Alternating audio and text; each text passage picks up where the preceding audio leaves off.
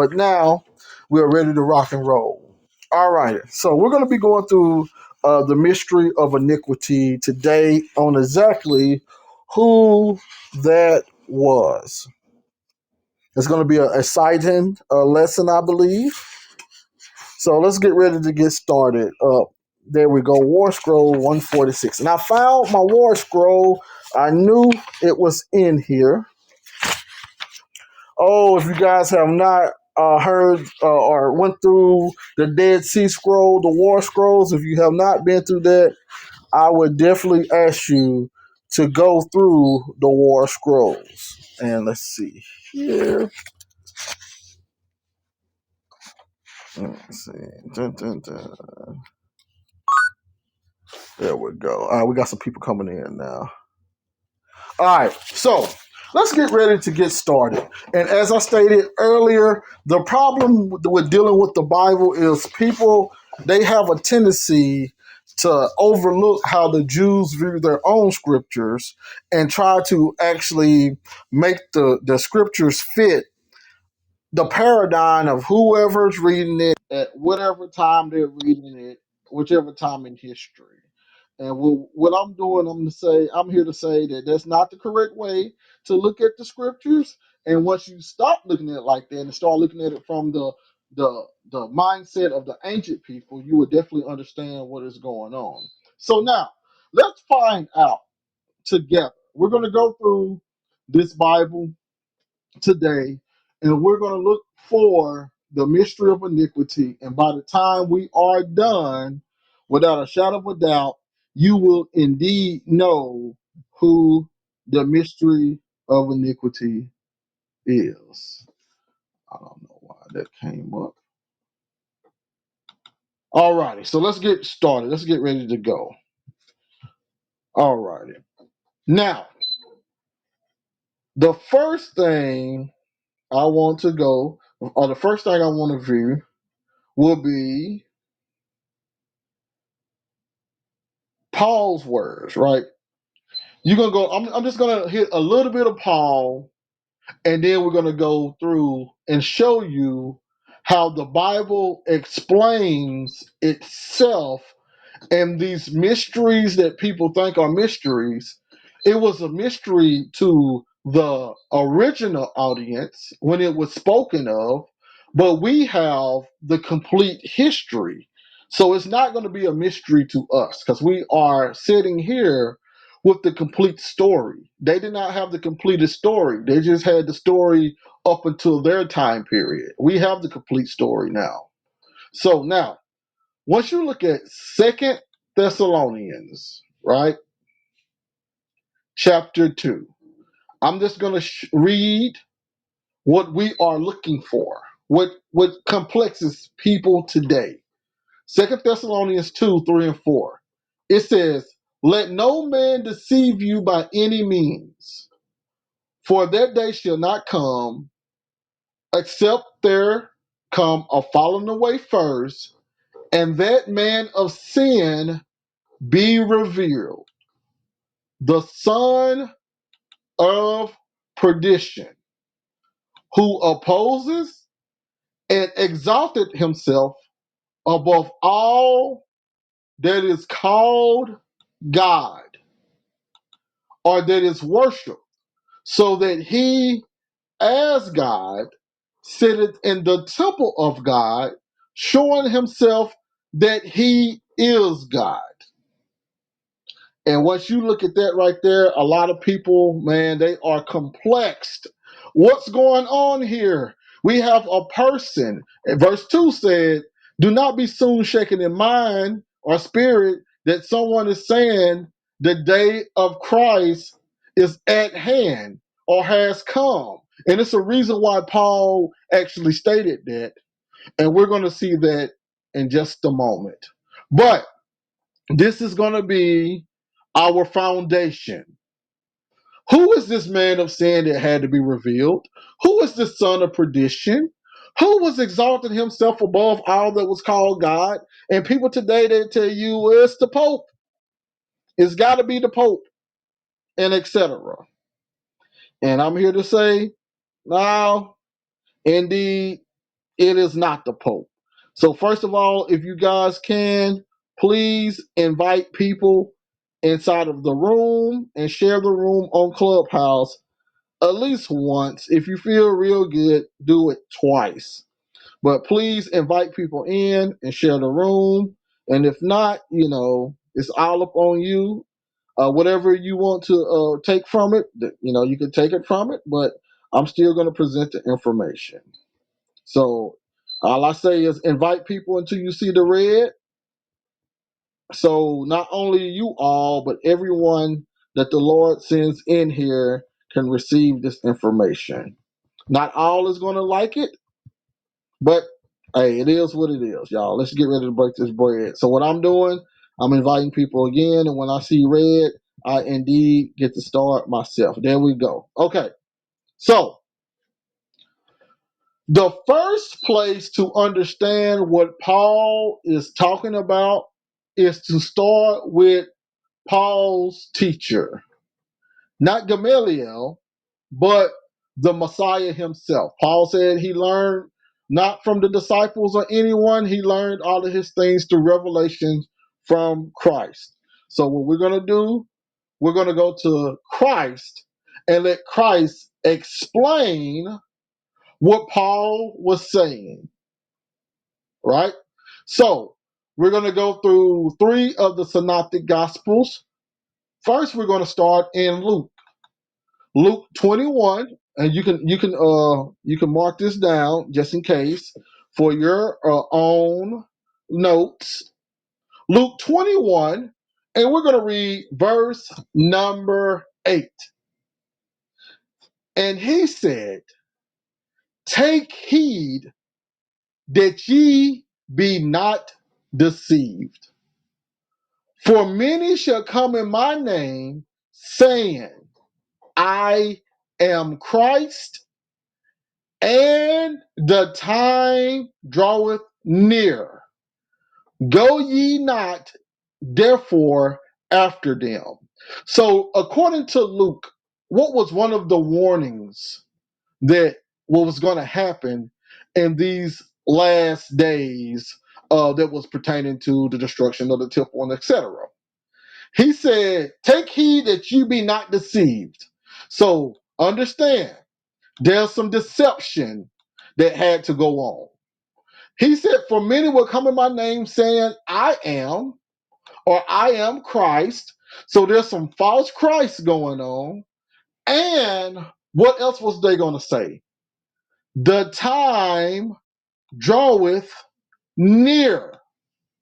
The time draweth near. So that was what they were supposed to look out of, right? So once you go to Second Thessalonians, this makes perfect sense when Paul made this statement in verse number 2, that ye be not soon shaken in mind, or be troubled, neither by spirit, nor by word, nor by letter as from us, as that the day of Christ is at hand, or had come, as the New King James Version say, I believe. So it was a warning from the Messiah that someone was going to get the timing off.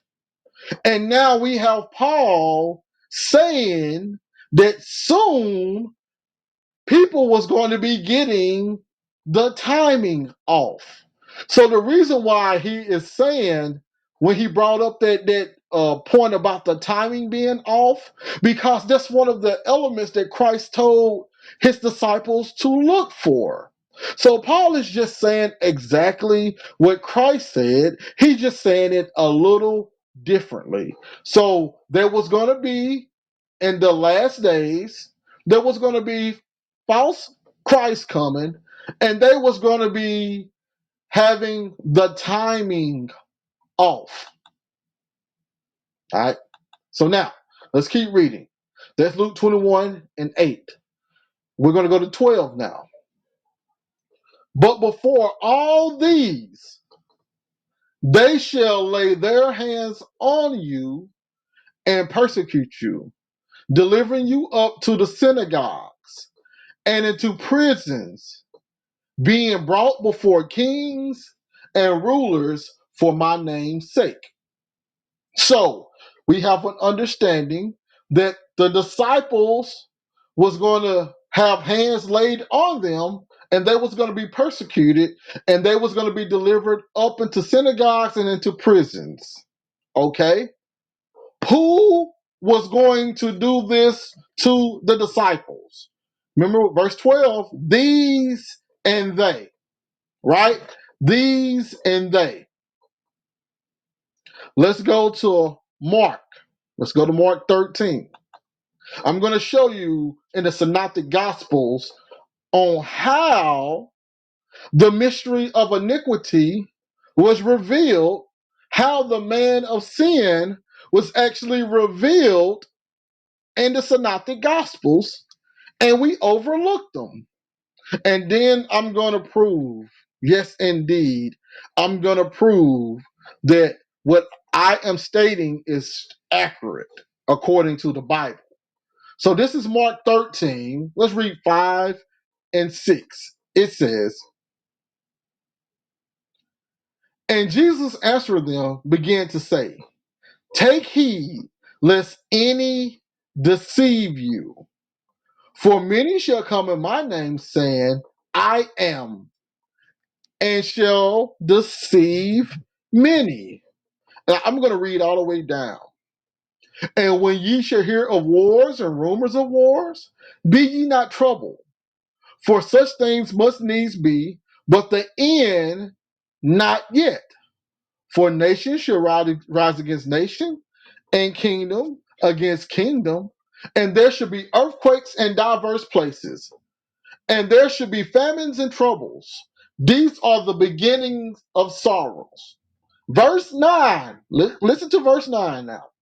But take heed to yourselves, for they shall deliver you up to councils, and in the synagogues ye shall be beaten, and ye shall be brought before rulers and kings for my sake, for a testimony against them.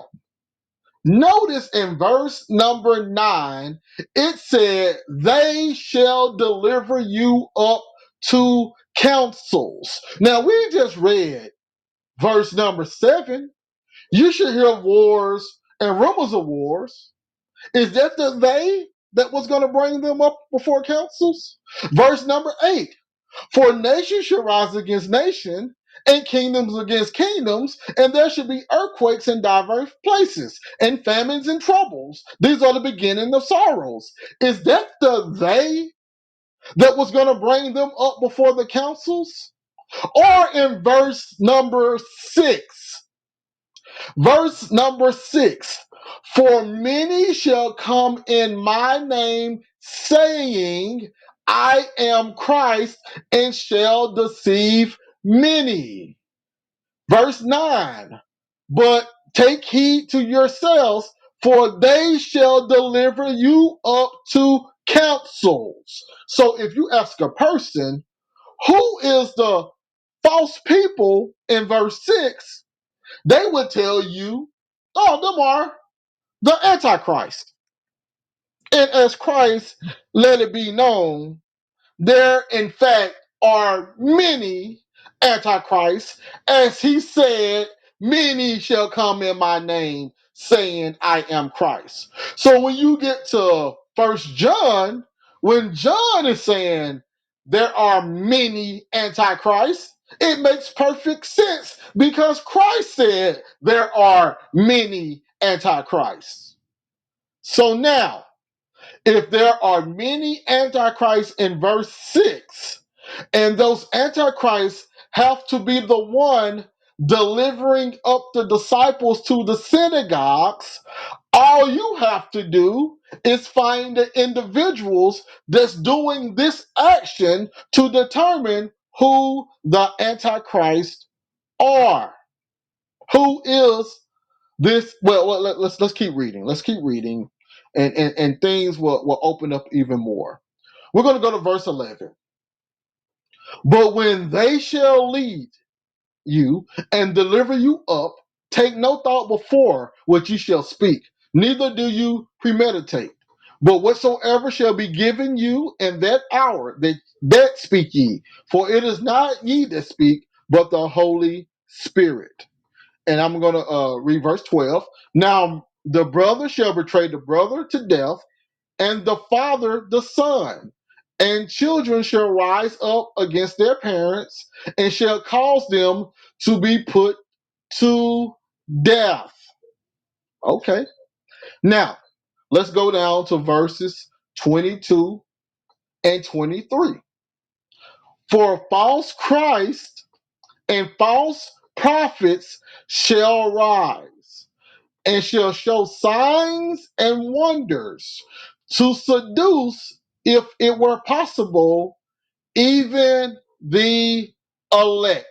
So understand, there's some false Christ and there are false prophets, and they are seducing individuals so strongly that if it was possible, they would seduce even the elect. But the people who were not the elect were being seduced. So now, let's go to Matthew 24. These are all synoptic gospels about the same time, the same event, just written a little differently. So listen to Matthew 24. We're going to read 4 and 5. And Jesus answered and said unto them, take heed that no man deceive you. So that's the deception. For many shall come in my name, saying, I am Christ, and shall deceive many. Right? Verse 9 through 12. Then shall they deliver you up to be afflicted, and shall kill you. Okay. And ye should be hated of all nations for my name's sake. For everyone, I'm here to tell you, Christ himself told us who the mystery of iniquity was. Christ himself told us who the man of sin was. Christ told us who the son of perdition was. Christ told us who the false prophets were. Christ told us who the Antichrist was going to be. Christ told us all of these things, and we overlook his words and listen to church fathers and people in the 21st century in the Western world. Let me show you how Christ explains to us without a shadow of a doubt who these individuals are that he's talking about. Verse number 9. Then shall they deliver you up to be afflicted, and shall kill you. Put that in the back of your mind. And ye should be hated of all nations for my name's sake. Verse number 9. Who is the they? The they is the same ones in verse 4 and 5. The many coming in my name, saying, I am Christ, and deceiving many. So let's keep reading. Let's read 10 through 12. And then shall many be offended, and shall betray one another, and shall hate one another. And many false prophets shall arise, and shall deceive many. And because iniquity shall abound. Okay, that's the word, that's iniquity being introduced. Who are we looking for according to Paul? The mystery of iniquity. What is Christ talking about? The iniquity abounding. And why? And when the iniquity abound, what happens, Christ? The love of many shall wax cold. And this is equivalent to child fighting father, husband fighting wife, and etc. That's another way of saying the love of many shall wax cold. But the point is, what's causing iniquity to abound according to Christ? The deceptions from the false prophets and the false Christ. Let me say it again. The deception from the false prophets and the false Christ is causing iniquity to abound. The deceptions from the false Christ and the false prophets is causing the love of many to wax cold. And look what Christ connected this to. Verse number 13. But he that endure unto the end, the same shall be saved. So Christ let it be known. This thing that was occurring, this future prophecy that's occurring when these false prophets and these false Christs come about, causing iniquity to abound, the love of many to wax cold. This is going to occur until the end. So people are going to have to endure this. There was going to have to be some people to endure this. What does that mean? It was going to be some people that was not given over into the false prophets and the false Christ. Those people had to endure. And if those people who did not give over into that endured, they was going to be saved. Let's see if we can keep reading. Let's go to verse number 22 and 23. And except those days should be shortened, there shall no flesh be saved. But for the elect's sake, you remember these are the ones that could not be tricked, those days shall be shortened.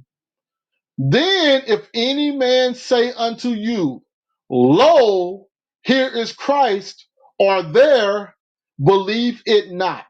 For there shall arise false Christs and false prophets, and shall show great signs and wonders, insomuch that if it were possible, they shall deceive the very elect. So you see the deception right there. So what do we have Christ saying here? Christ is saying there's going to come a time period within your generation's disciples that false Christs and false prophets are going to come. And these false Christs and false prophets, they're going to do things wondrous, like showing great signs. And some people are going to be deceived by them, and some people are not going to be deceived by them. I don't want you guys to be deceived by the things the false prophets and the false Christ are doing. I want y'all to endure until the end so y'all can be saved. But I said Christ told us exactly who these people are. Because you can say, Brother Elvin Israel, you haven't said who the people are. I understand they're false Christs and false prophets, and they was going to deceive people and etc. I understand that, but you're not telling me who Christ said it was. You're just telling me it was going to occur during the generation of the disciples. Let's go back to verse number 9. This is when Christ dropped the bombshell. Remember, verse 5 is about the false Christ that was going to come and deceive many. Now look what verse number 9 say these false Christs were going to do. Then shall they deliver you up to be afflicted and shall kill you. What was the false Christ going to do? Deliver you up to be afflicted and shall kill you. So all we got to find out was who was going to deliver the prophets up to be afflicted and kill them, and we will know who the false Christs are. All we have to do is go back, not 10, not 15, not 20, but one chapter. Just one chapter. Matthew 23. Matthew 23, and let's read verses number 29, and listen to what Christ states. Woe unto you, scribes and Pharisees, hypocrites, because ye build the tombs of the prophets and garnish the scepters of the righteous, and say, if we had been in the days of our fathers, we would not have been partakers with them in the blood of the prophets. Wherefore ye be witnesses unto yourselves, that ye are the children of them which killed the prophets. Fill ye up then the measure of your fathers, ye serpents, ye generation of vipers. How can ye escape the damnation of hell? Wherefore, behold, I send unto you prophets and wise men and scribes, and some of them ye shall kill and crucify, and some of them ye shall scourge in your synagogues and persecute them from city to city, that upon you may come all the righteous blood shed upon the earth, from the blood of righteous Abel unto the blood of Zechariah, son of Berechias, who you slew between the temple and the altar. Where did they slow? Where were these people killing people at? Between the temple and the altar. Where is the temple? Where is the altar located at? Where is the altar located at? So is this not some holy place, holy of holies situation? Holy place, holy of holy place situation where they are killing not animals, not a high priest as the sins for Israel, but they are killing innocent people and etc. Verse 36, verily I say unto you, all these things shall come upon this generation. And just in case, O Jerusalem, Jerusalem, that killest the prophets and stonest them that are sent unto thee. So we clearly see in Matthew 23, the scribes and the Pharisees was going to be the one that killed the prophets, wise men, and scribes that the Messiah sent. So when you go to Matthew 24, what did he say these antichrists, these false Christs was going to do? The one that deceived many? Verse number 9. Then shall they deliver you up to be afflicted and shall kill you. That should be case closed right there. We should know who the false prophets are. We should know who the Antichrist is. We should know who the mystery of iniquity is. We should know who the son of perdition was. We should know who was in a holy place claiming to be God. We should know all of these things that Paul was bringing up from Christ. He was just restating what Christ already had told his disciples. Paul is just telling it to the church. But now, if that's not enough, though, right? That's not enough. Let me check. The people on stage. Can y'all hear me? Am I sounding good?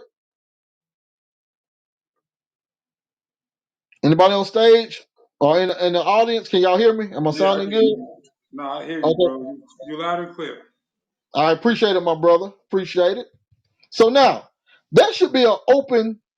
And I appreciate that. I see you in the chat. That should be an open and shut case. Okay, it shouldn't be that hard to get what Paul is saying now. He didn't already told you who the culprits were.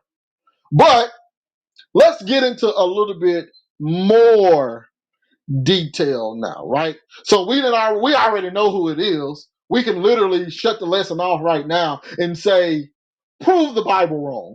Prove Christ wrong, because he already told us who it was. But now, and if you read the book of Acts, you can clearly see who was doing that. But let's go through Paul, the way Paul came through with this information and how it was laid out, right? So, what a lot of people don't like doing, they don't like chronological order. So, we're going to go through some chronological order according to the scholars, to see how this information panned out from Paul. So the first thing I'm going to go to is Thessalonians. Now, if you know anything about First and Second Thessalonians, according to scholars, it was written around 5152 CE. Once again, Thessalonians was written around 5152 CE according to the scholars. You can look that up in the New World Encyclopedia and etc. It's just you know how they do with their dating. This is where they dated at. So, Second Thessalonians was written a couple of months after First Thessalonians, so they're within the same proximity of years, pretty much the same year. But if you want to put it a year apart, you can do that. Regardless, it's around the same time. So let's look at what's going on in First Thessalonians. First Thessalonians 3. It says, let's start at verse number 2. And sent, what's this, Timotheus, our brother and minister of God, and our fellow laborer in the gospel of Christ, to establish you and to comfort you concerning your faith. Verse number 3. That no man should be moved by these afflictions. For yourselves know that we were appointed thereunto. And how do we know that the disciples of Christ and Paul later on was appointed unto afflictions? Because Christ literally told them that the Pharisees, or told them that the Antichrist was going to deliver them up to be persecuted, afflicted, and killed and crucified. So we got Paul stating the same thing that Christ had already told the disciples. He's stating this to the church of Thessalonica. Verse number 4. For verily, when we were with you, we told you before that we should suffer tribulation. This is the same thing that the Messiah told the disciples, that they was going to go through tribulation. Christ put that tribulation at the end of the age, and Paul is clearly saying they're going through the tribulation that Christ was talking about. So by default, Paul is saying they are living in the end of the age that Christ was prophesying about. But we're not going to make this a merely eschatology tonight. We're going to keep going on. It said, even as it came to pass, and ye know. Verse 5. For this cause, when I could no longer forbear, I sent I sent to know your faith, lest by some means the tempter have tempted you, and our labor be in vain.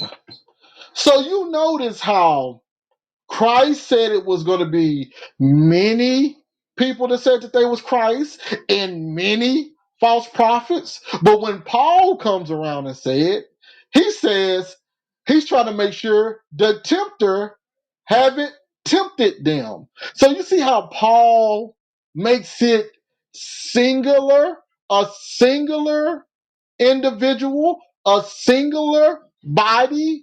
Meanwhile, Christ has already told us it's many. What's going on here? As y'all have looked and listened to us teach over and over again, Israel believed in a corporate body. What that means is many individuals representing one body. For instance, you had the body of Adam, you got the body of Christ, and etc.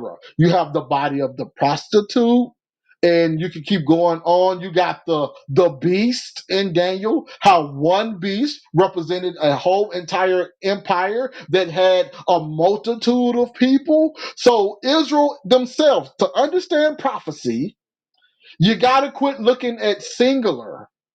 They spoke in singular, but it represents a plural, the plurality, a plural nature. This is what they believed in. A federal body. So now, the tempter have tempted you, and our labor be in vain. So just because he wrote it as a singular individual, he's talking about a collective body. If you don't know how that's how Israel did they things, you're always going to be off, especially dealing with prophecies. You're never going to be on. You're going to be off because you're looking for one particular person. You're always going to be off. So now, let's keep reading. 1 Thessalonians 4. This is what's going on in verse number 13 through 17. It states, "But I would not have you to be ignorant, brethren, concerning them which are asleep, that ye sorrow not, even as others which have no hope. For if we believe that Jesus died and rose again, even so them also which sleep in Jesus will God bring with him. For this we say unto you by the word of the Lord, that we which are alive and remain until the coming of the Lord shall not prevent them which are asleep. For the Lord himself shall descend from heaven with a shout, with the voice of the archangel, and with the trump of God, and the dead in Christ shall rise first. If y'all don't know, this is found in Matthew 24 as well. But let's keep going on. Verse 17. Then we which are alive and remain shall be caught up together with them in the clouds to meet the Lord in the air, and so shall we ever be with the Lord. Wherefore comfort one another with these words. So once you go into chapter 5 now, listen to what it says. But of the times and the seasons, brethren, ye have no need that I write unto you, but yourself know perfectly that the day of the Lord so cometh as a thief in the night. So notice, Paul wasn't writing them of the times and seasons. He was just trying to tell them the occurrence. So once you go to chapter 5, Paul connected the resurrection with the day of the Lord. And if you know this with the final trumpet, all of these things are dealing with the day of the Lord and etc. So let me say it again.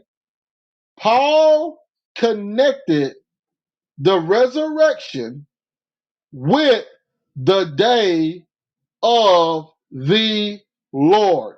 That's going to be very important later on. Verse number 3. For when they say peace and safety, then sudden destruction cometh upon them, as travail upon the woman with child, and they shall not escape. But ye, brethren, are not in darkness, that that day should overtake you as a thief.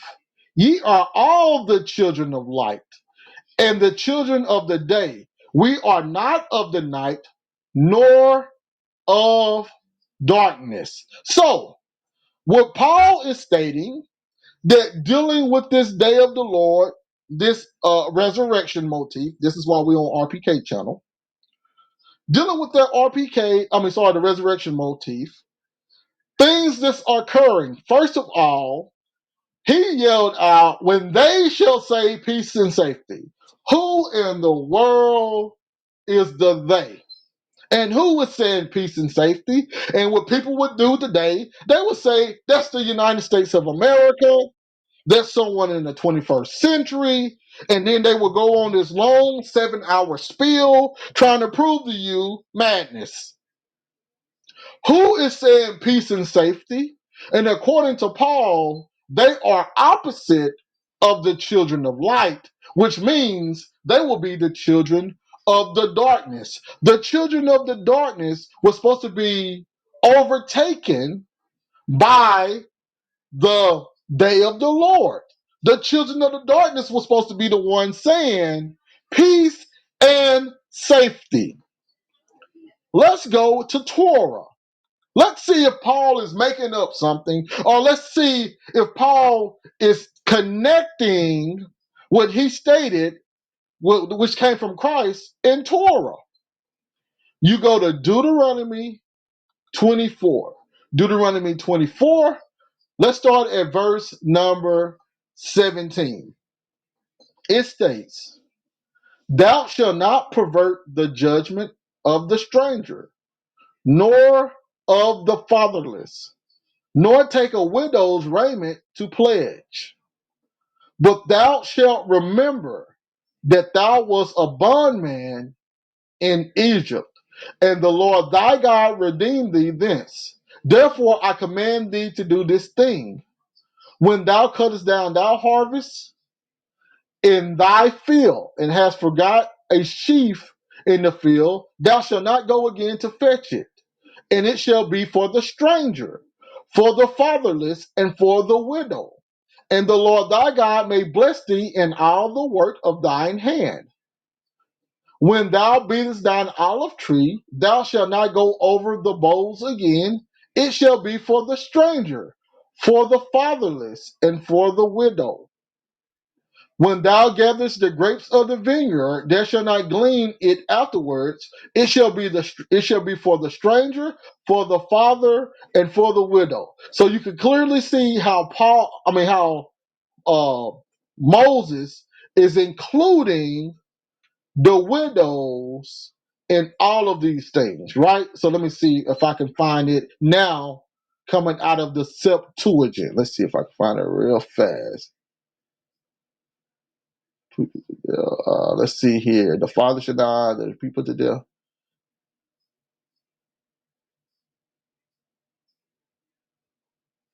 One second.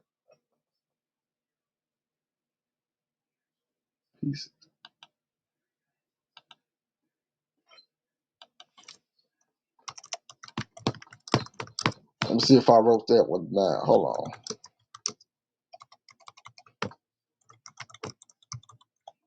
All right, so we're gonna go to nope. First Thessalonians 5:3. Give me 1 second, y'all. Let me find this out of Deuteronomy.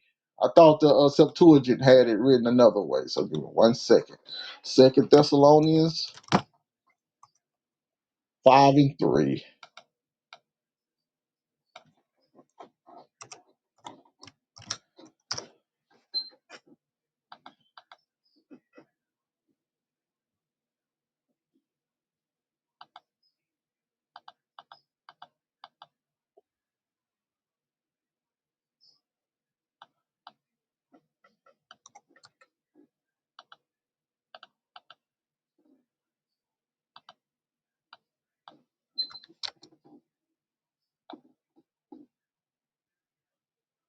That's the problem. Hello, y'all. My bad, y'all. I'm in the wrong one. Okay. Let's see here, and we're gonna find it in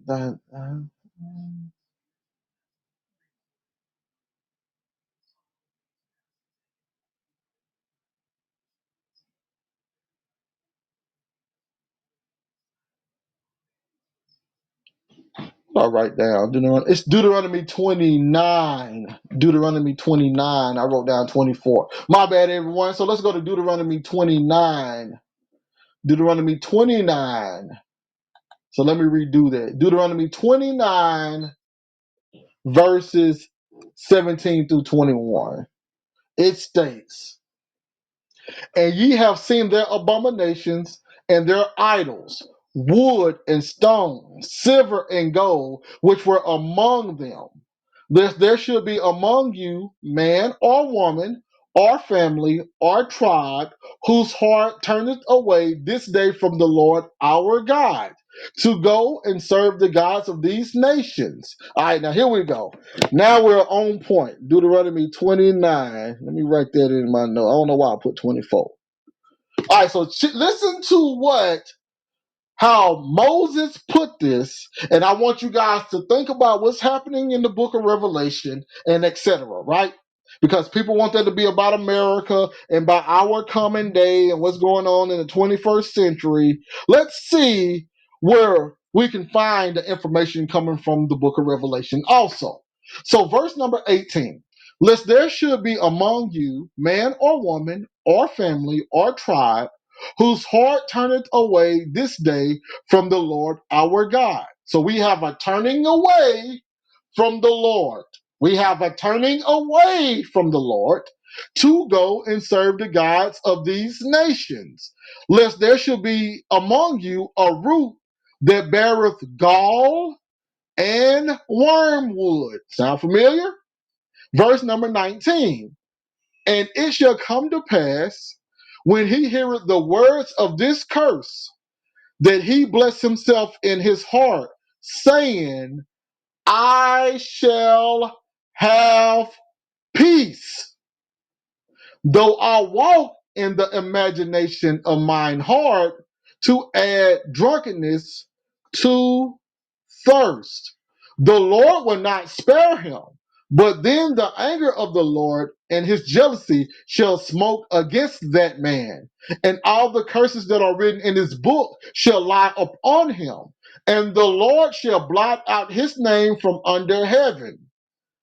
And the Lord shall separate him unto evil out of all the tribes of Israel, according to all the curses of the covenant that are written in this book of the law.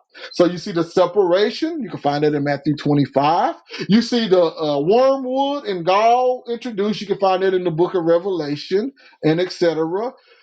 You see him blotting out their names. You can find that in the judgment in Revelation also. But the point is, listen to what the Israelites who were going to be destroyed, listen to what was going on with them.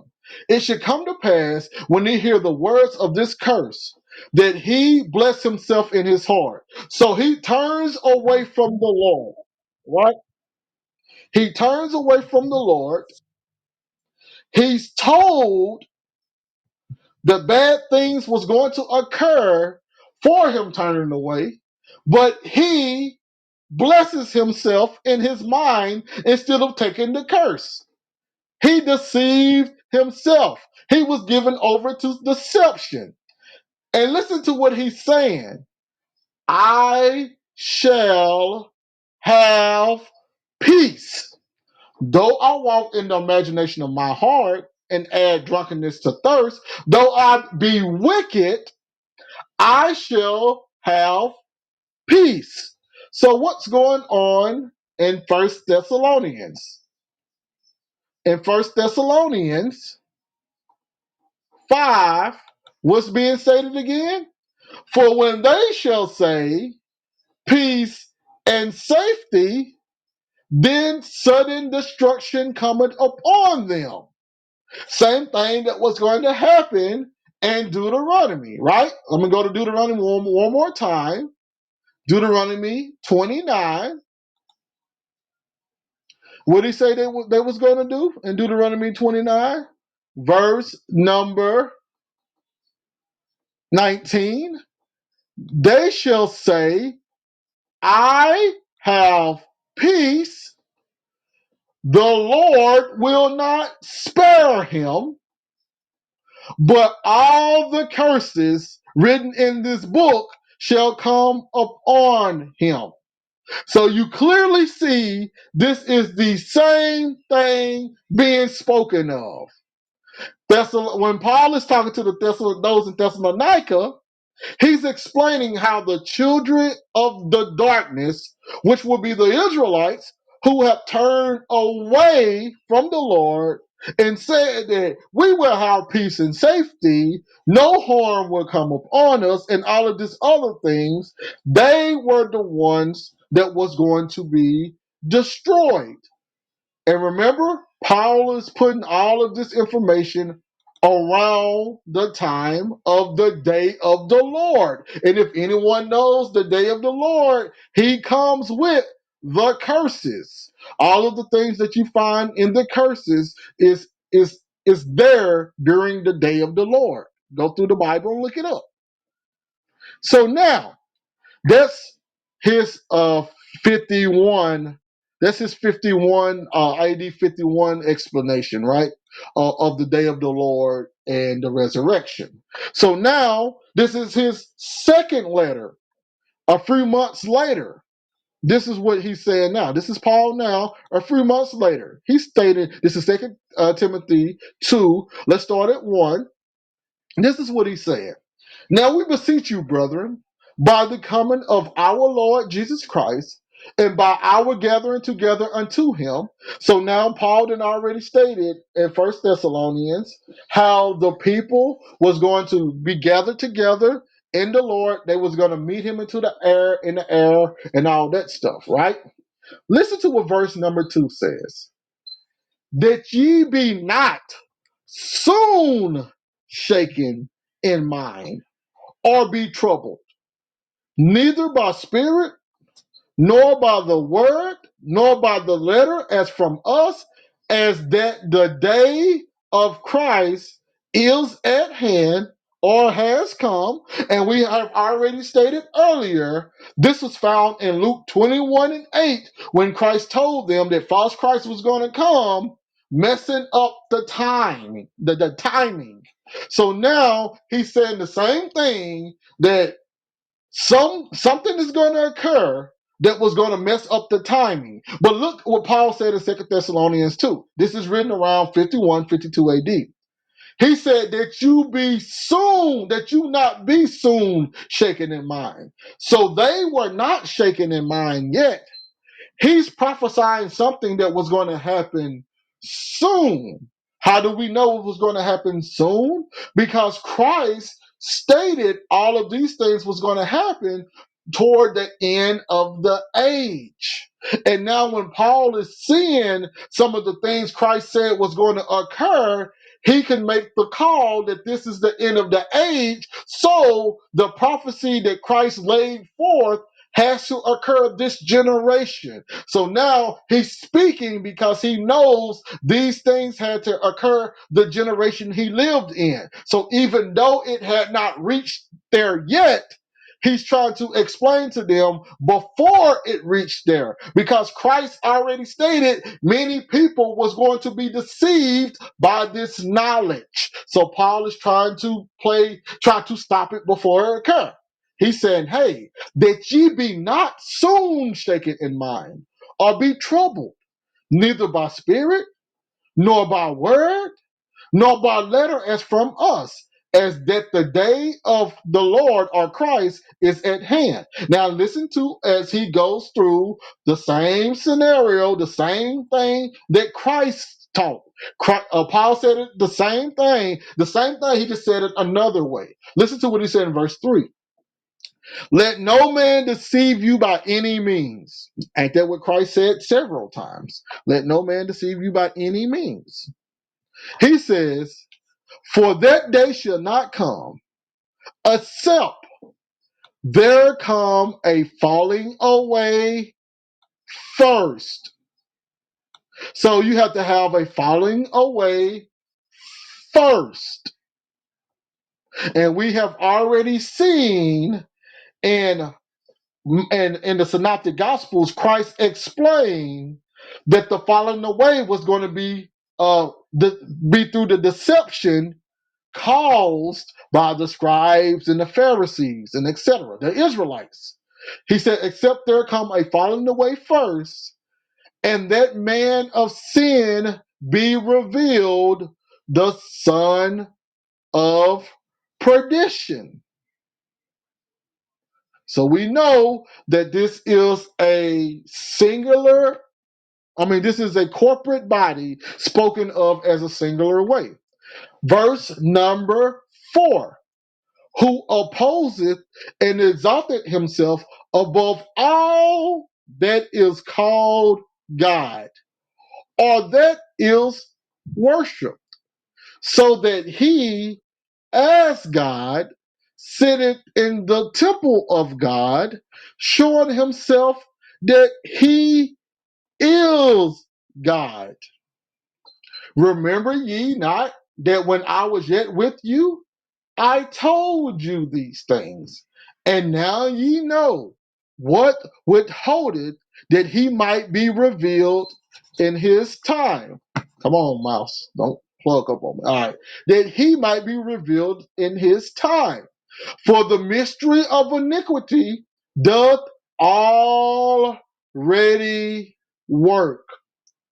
Only he who now letteth will let until he be taken out of the way. And then shall that wicked be revealed, whom the Lord shall consume with the spirit of his mouth, and shall destroy with the brightness of his coming. Now, let me go to verse 9 now. Whose coming is after the working of Satan with all power and signs and lying wonders, and with all deceivableness of unrighteousness in them that perish, because they receive not the love of truth, that they might be saved. Everything Paul just said right there has been revealed by Christ, whom this was. Let's go through it again, and we're going to show you in the book of Daniel. In the book of Daniel, where Paul and the Messiah received this prophecy from, and the reason why they stated it like the way they stated it. But remember, the New Testament is the Holy Spirit commentary on the Old Testament. Let me say it again. The New Testament is the Holy Spirit's commentary on the Old Testament. So now, what do we need to see for this to be revealed, right? So whoever this wicked is that was going to be revealed, whoever this person was that was coming after the working of Satan with all power, signs, and lying wonders, who this mystery of iniquity was, who was going to be consumed, right, by the spirit of the mouth, who was going to be consumed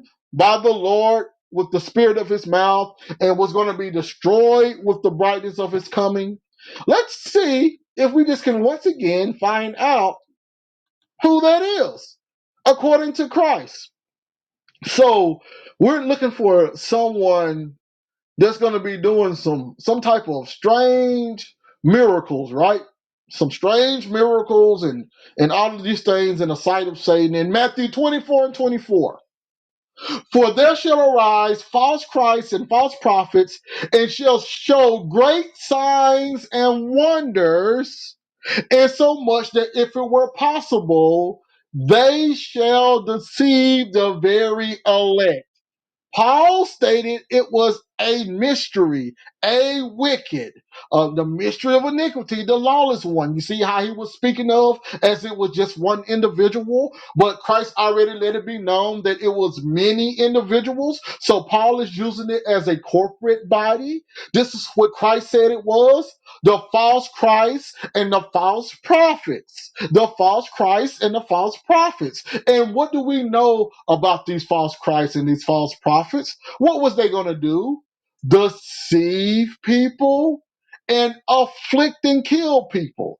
So who was Christ supposed to destroy according to the Gospels? Let's see here. Matthew 23:35. That upon you may come all the righteous blood shed upon the earth, from the blood of righteous Abel. In fact, let me go to verse 33 first of all. Ye serpents, ye generation of vipers, how can ye escape the damnation of hell?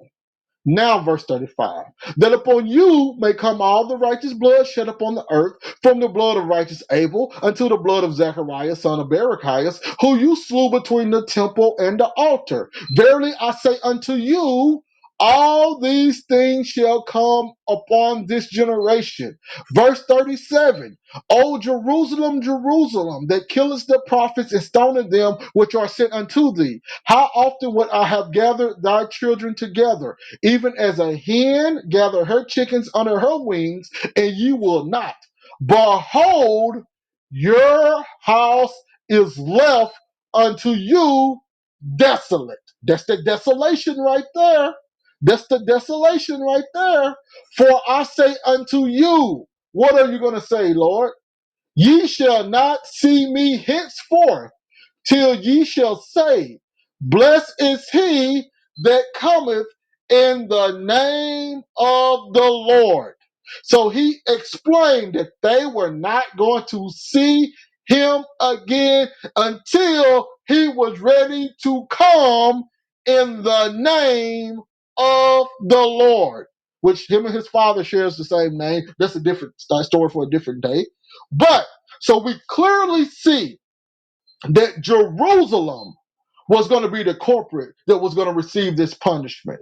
We clearly see Christ said all of the atonement from Abel, that's Genesis, all the way up until Zechariah, son of Berechias, who would be first century because he said, you killed him. So that was going to be a first century thing. So from Genesis to the days of Christ, he said every righteous person that ever got killed by somebody unrighteous, their blood is going to be upon your heads, and that's gonna occur this generation. I'm going to take the temple away from you, and you will see me, and you will finally say, blessed is him. You will finally acknowledge who I am when I come in the name of the Lord. So once again, we should be able to close the book and say, hey, Paul is calling the Pharisees and the scribes, and you can throw some Sadducees in there too, the mystery of iniquity. He's calling them the lawless one. They was the one sitting in the temple of God proclaiming to be God. They was the one that was tricking the people and etc. It was them. They was the ones that was going to be yelling out peace and safety, but was violating the covenant. It was them. But just in case, people say, nah, bro, you misrepresenting the scriptures. That's not what's going on there. You're making it all up. We're going to go into the book of Daniel now. Let's go into where they were pulling this information from. We're going to use the Brenton, we know the English Septuagint version of Daniel. We're going to read Daniel 11. First piece first.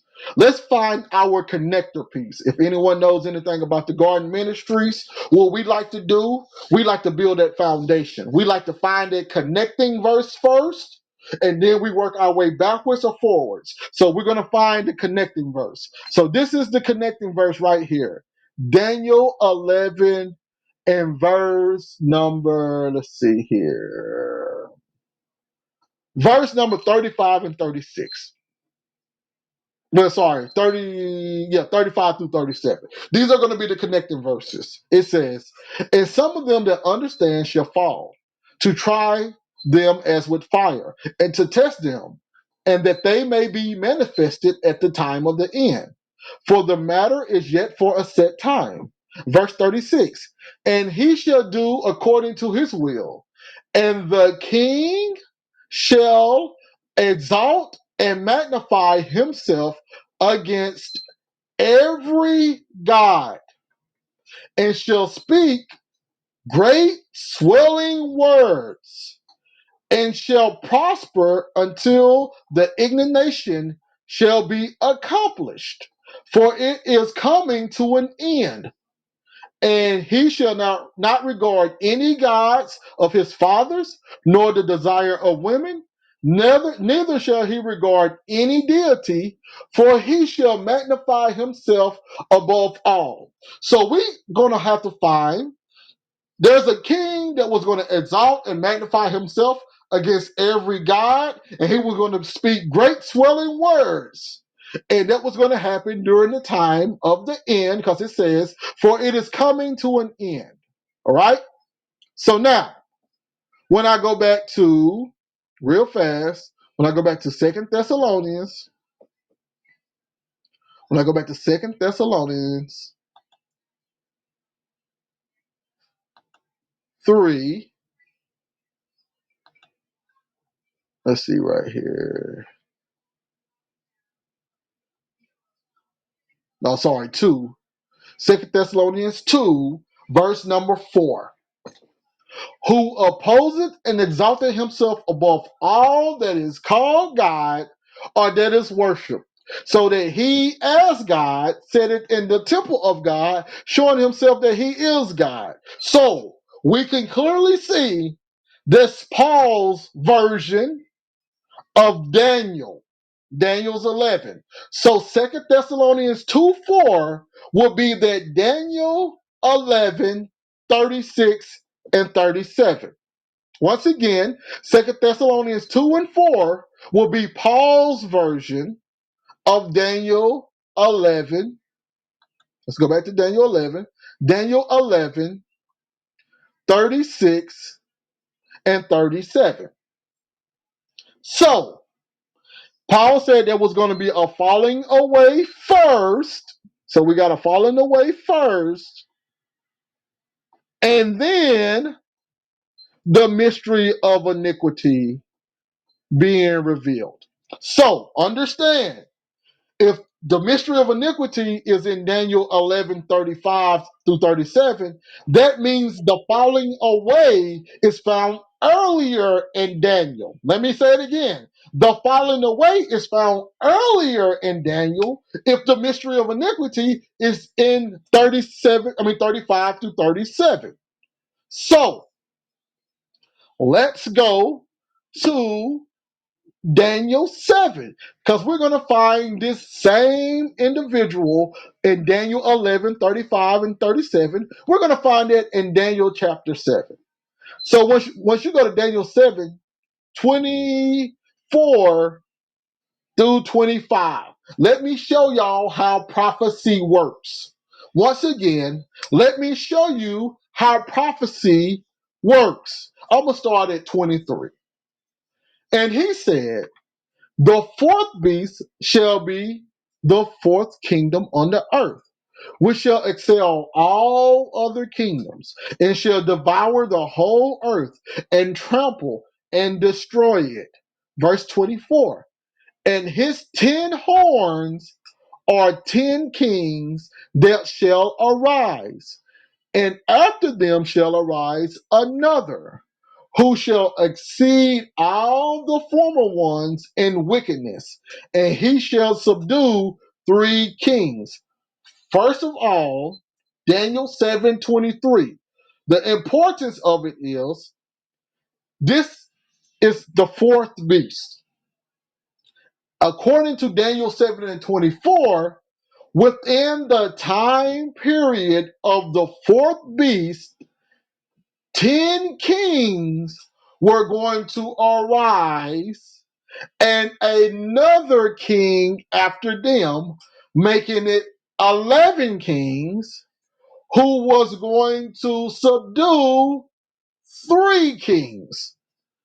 First of all, it didn't say he was going to subdue 3 of the kings of the 10 horns. It doesn't say that. So I'm not going to add that. What it does show is that these 10 kings are around or in the time period of the fourth beast, and so is this extra king.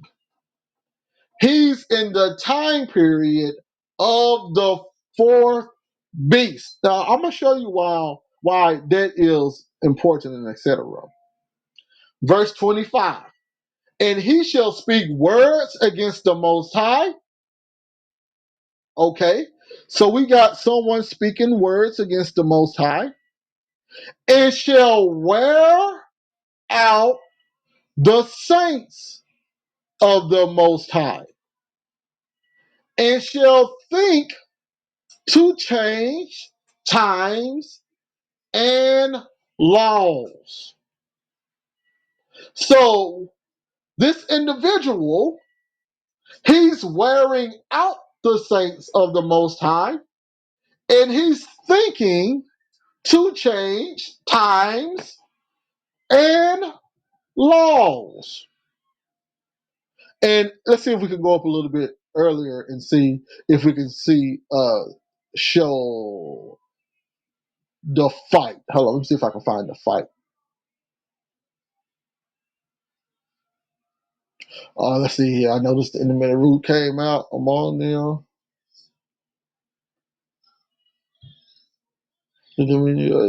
Prolonged life is given to a certain time.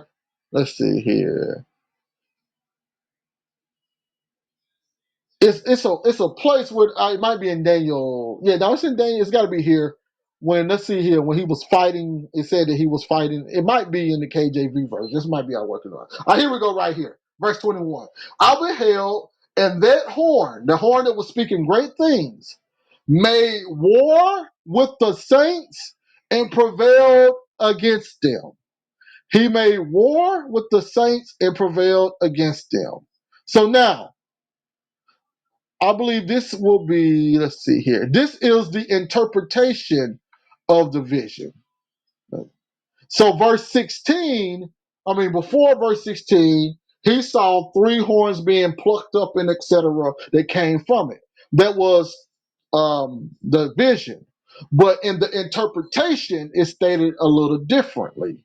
So you can say, well, in the vision, the three horns was plucked up of the 10.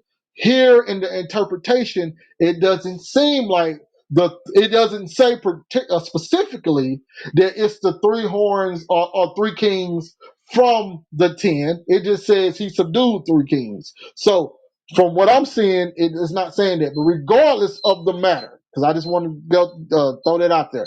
Regardless of the matter, the point is this little horn is making war with the saints, and he's prevailing against them. This little horn is speaking great words against the saints, and this little horn is thinking to change times and laws. This little horn is during the time of the fourth beast, and what else this little horn is doing? And this little horn is acting like he's God. And of course he is, because he's thinking to change times and laws. So of course he's acting like he's God. But once again, Christ clearly told us who this was, because once again in Matthew 23, I'm going to keep beating this in your head. In Matthew 23, he clearly says, woe to you, scribes and Pharisees. And what was they going to do? I send unto you prophets and wise men and scribes, and ye shall kill. Some of them you shall kill. Some of them you shall crucify. Some of them you shall persecute from city to city. Some of them you shall scourge in your synagogues. So, if this is exactly what the little horn was doing, obviously the little horn has to be this group of people and not just one person. But let's keep going. Let's keep going. Let's go back to Daniel. Let's go back to Daniel now. Let's go back to Daniel. We see the little horn is going to be the scribes and Pharisees. This little horn is Israelites. But once you go back to Daniel chapter 11, so 36, 35 through 37 shows us the mystery of iniquity, right? Now, let's see if we can find the falling away. You go to verse number 30. It says, for the Scythians. Now, if you want to know anything about who the Scythians are, they are the Chittims. And according to the tradition of Israel, the Scythians or the Chittims were another name for the Romans. Another name for the Romans. So for the Romans or the Scythians issuing forth shall come against him, and he shall be brought low, and shall return, and shall be incensed against the holy covenant.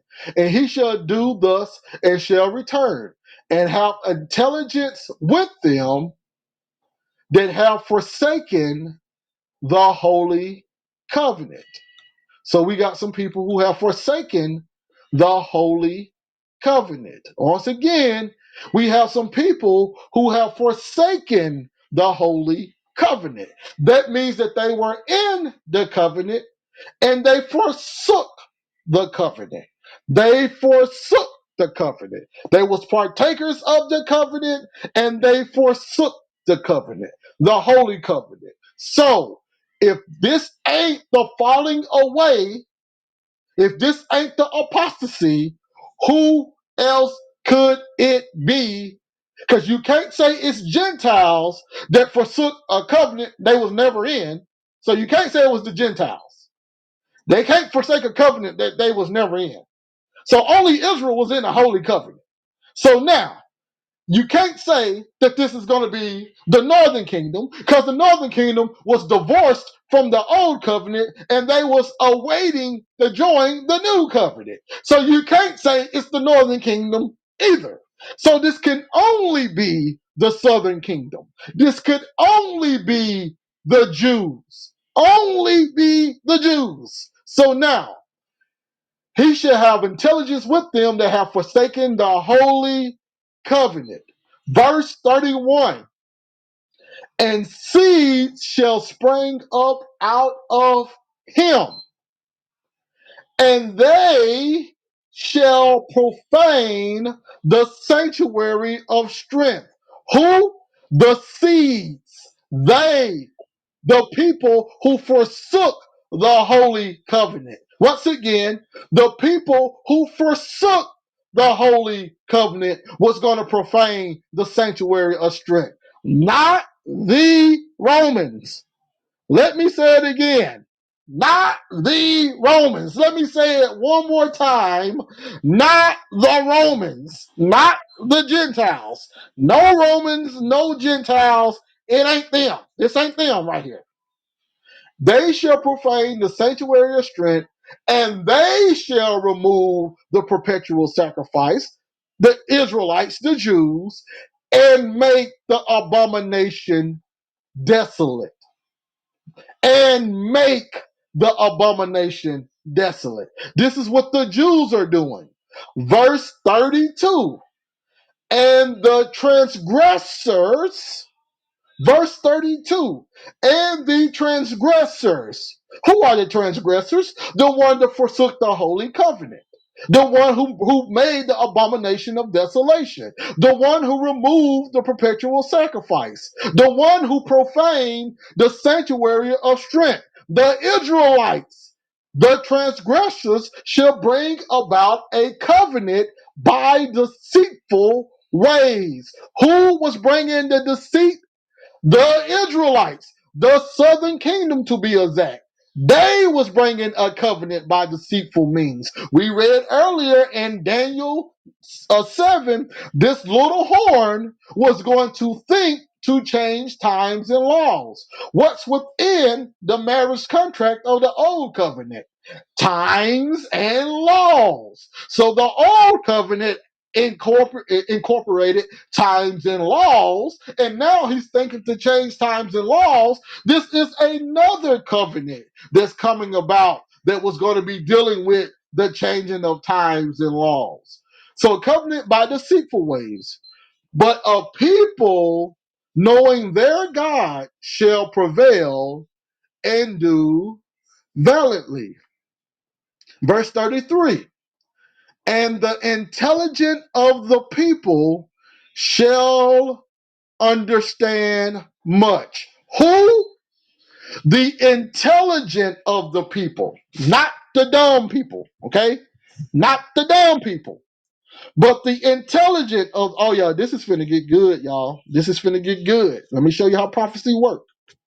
But the intelligent of the people shall understand much, yet they shall fall by the sword and by flame and by captivity and by spoil of many days. So the people that understood, that knew their God, they were going to fall by the sword, by flame, by captivity, and by spoil many days. Well, let's go back to Christ. I'm going to beat it in your head. Matthew 23. Look what he says in verse number 34. Wherefore I send unto you prophets and wise men and scribes. Now, would you take the prophets, wise men, and scribes, the intelligent people of the covenant? Would you take them to be the intelligent people of the covenant? Now, notice it said the intelligent people was going to be the people that fell by the sword and was taken captivity and plundered for many days. Let's see here. What's going to happen to these intelligent people? Some of them you shall kill and crucify. Some of them you shall scourge in your synagogues and persecute them from city to city. And once you go to Matthew 24, what do he say in verse 9? Then shall they deliver you up to be afflicted and shall kill you, and ye shall be hated of all nations for my name's sake, and then shall many be offended. So once you go back to Daniel 11, go back to Daniel 11, go back to Daniel 11, verse number 33. And the intelligent of the people shall understand much, yet they shall fall by the sword and by flame and by captivity and by spoil many days. If you want to see what that looked like, go into the book of Acts, verse 34. And when they are weak, they should be helped with a little help. If you want to go see what that looked like, go into the book of Acts. When Peter was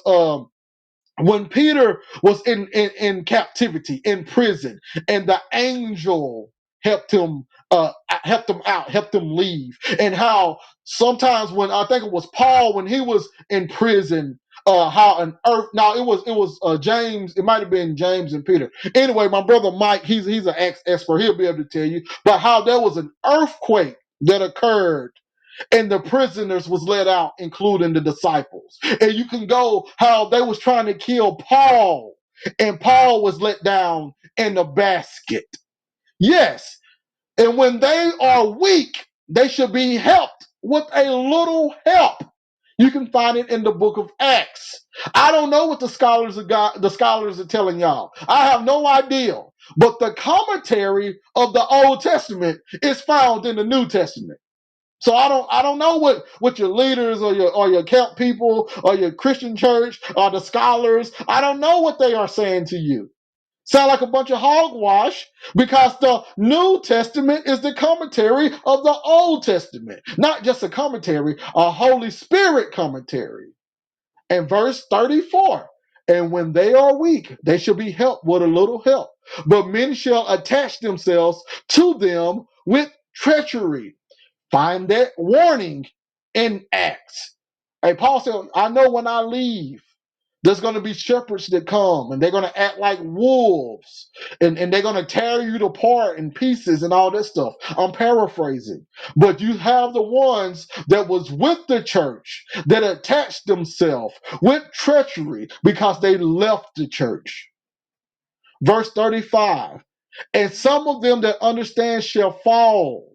and to try them as with fire, and to test them, that they may be manifested at the time of the end, for the matter is yet for a set time. And that will be that was talking about the resurrection. You want to go into Thessalonians when Paul was saying how the people was going to resurrect, many that sleep was going to come with the Lord, and etc. They was going to be manifested at the time of the end. The people that fell, the people with understanding, the people that had put on the white robes and was up under the altar saying, "How long, holy and true, before our blood is avenged?" And eventually the resurrection occurred, and they come back with as the saints of the Lord. It all goes together. It all goes together. But I'm not here to show you that. I'm here to show who this man of sin is. So we clearly have the Israelites bringing in the abomination of desolation, profaning the sanctuary, removing the perpetual sacrifice. I'm going to prove to you in a second, these are Israelites. Another way, through history also. And the transgressors, they're bringing about a covenant. And guess what they're doing? Guess what happened? After they transgress, right? After they bring in the abomination of desolation, after they remove the perpetual sacrifice, after they bring about a covenant with deceitful ways, guess what happens? Now there's this king exalting and magnifying himself that he's God. And he's speaking great words. You see, the falling away had to come first. And when the falling away came, now the man of sin could be revealed in the book of Daniel. Even in the book of Daniel, the falling away had to come first. The people had to forget their God. The people with understanding had to be killed, had to go through persecution, had to go through tribulation. Those people had to be afflicted. And during that time of affliction, during that time when the holy covenant is forsaken and the new covenant is coming about, now during that time, now a person is coming up and saying, "I am God." He's speaking great swelling words. He don't have the desire of the gods of his father. He don't care about the children or the desire of women. He don't care about any other deity. I am God myself. I am the one that can change times and laws. I am the one in control of Jerusalem. I am the Christ. I can make these things happen. This was what the Israelites, the southern kingdom, was doing. The scribes and the Pharisees. This is their job and their duty, right? So now, uh, let's go to 2 Thessalonians 3.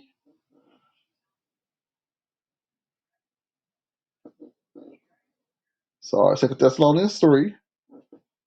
Let's see here. Do I gotta read? Yeah, let's just read a couple. Let's see. Yeah.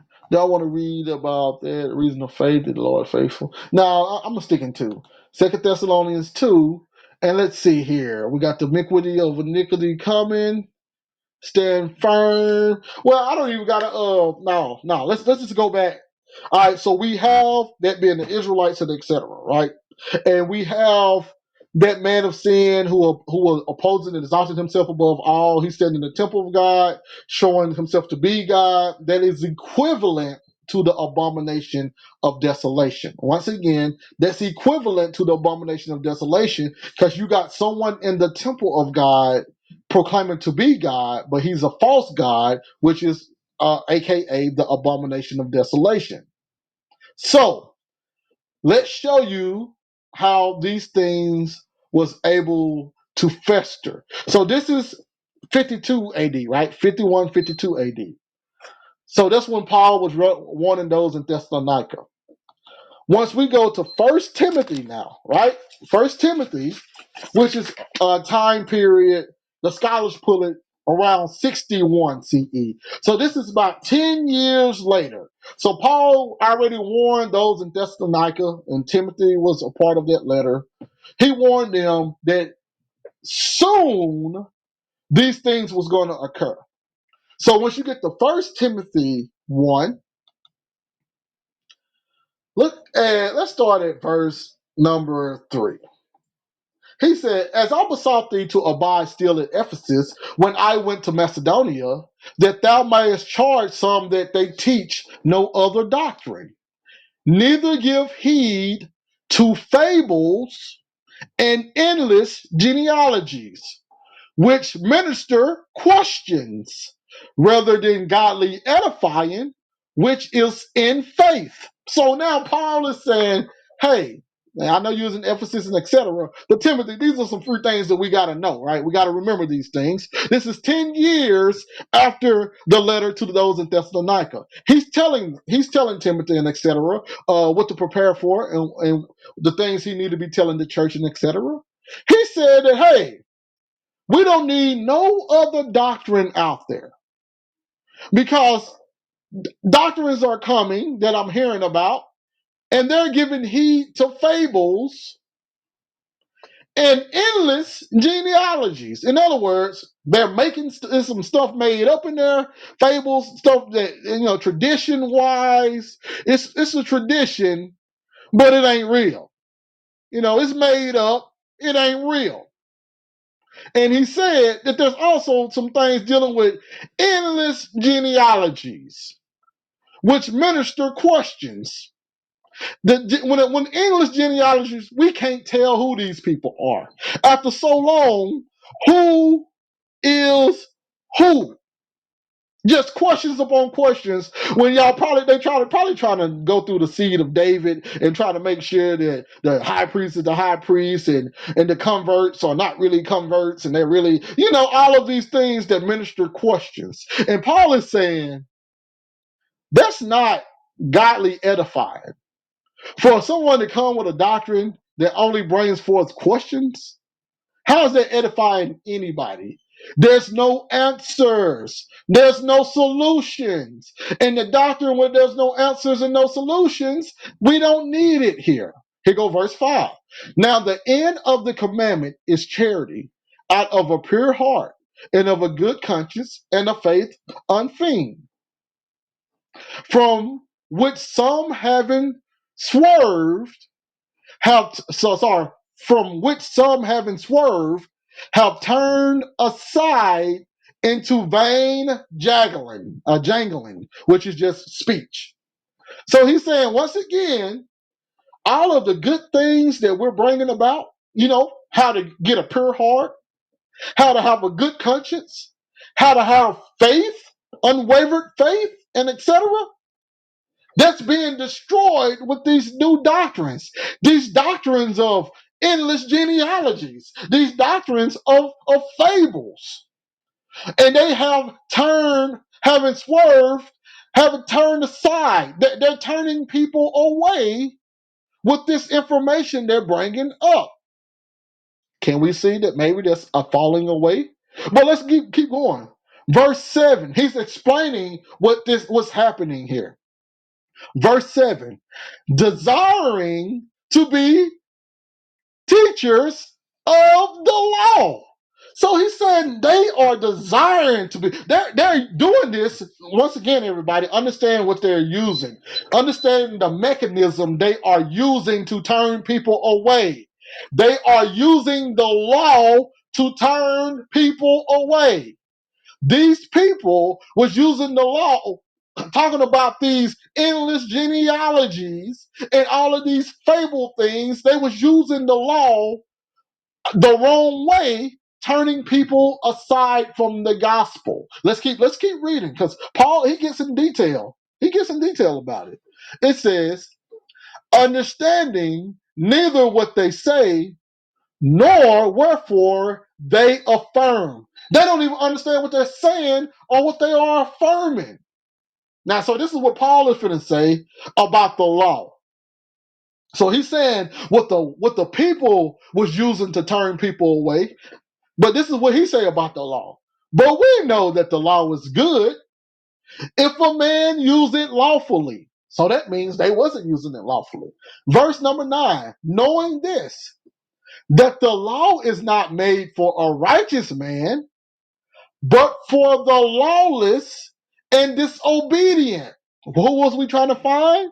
The mystery of lawlessness. So he's stating that the people, the lawless man, was using the law wrongly. And he was using it to turn people away from the truth, from Christ. He said, knowing this, that the law is made for a righteous man, but the lawless and disobedient for the ungodly and for sinners, for unholy and profane, for murderers of fathers and murderers of mothers, for manslayers, for whoremongers, for them that defile themselves with mankind, for men stealers, for liars, for perjured persons, and if there be anything that is contrary to sound doctrine, according to the glorious gospel of the blessed God, which was committed to my trust. He said, according to the gospel I got, the gospel that was taught to me, the law wasn't made for me. It was made for wicked people. The law was not made for the righteous man. Why am I using the law for righteous people? The law is made for unrighteous people. So I'm going to teach you something that's going to be beneficial to you, not something not beneficial, not something that's going to bring up more and more questions. I'm going to give you solutions. And he explains how he was a blasphemer and etc. Right?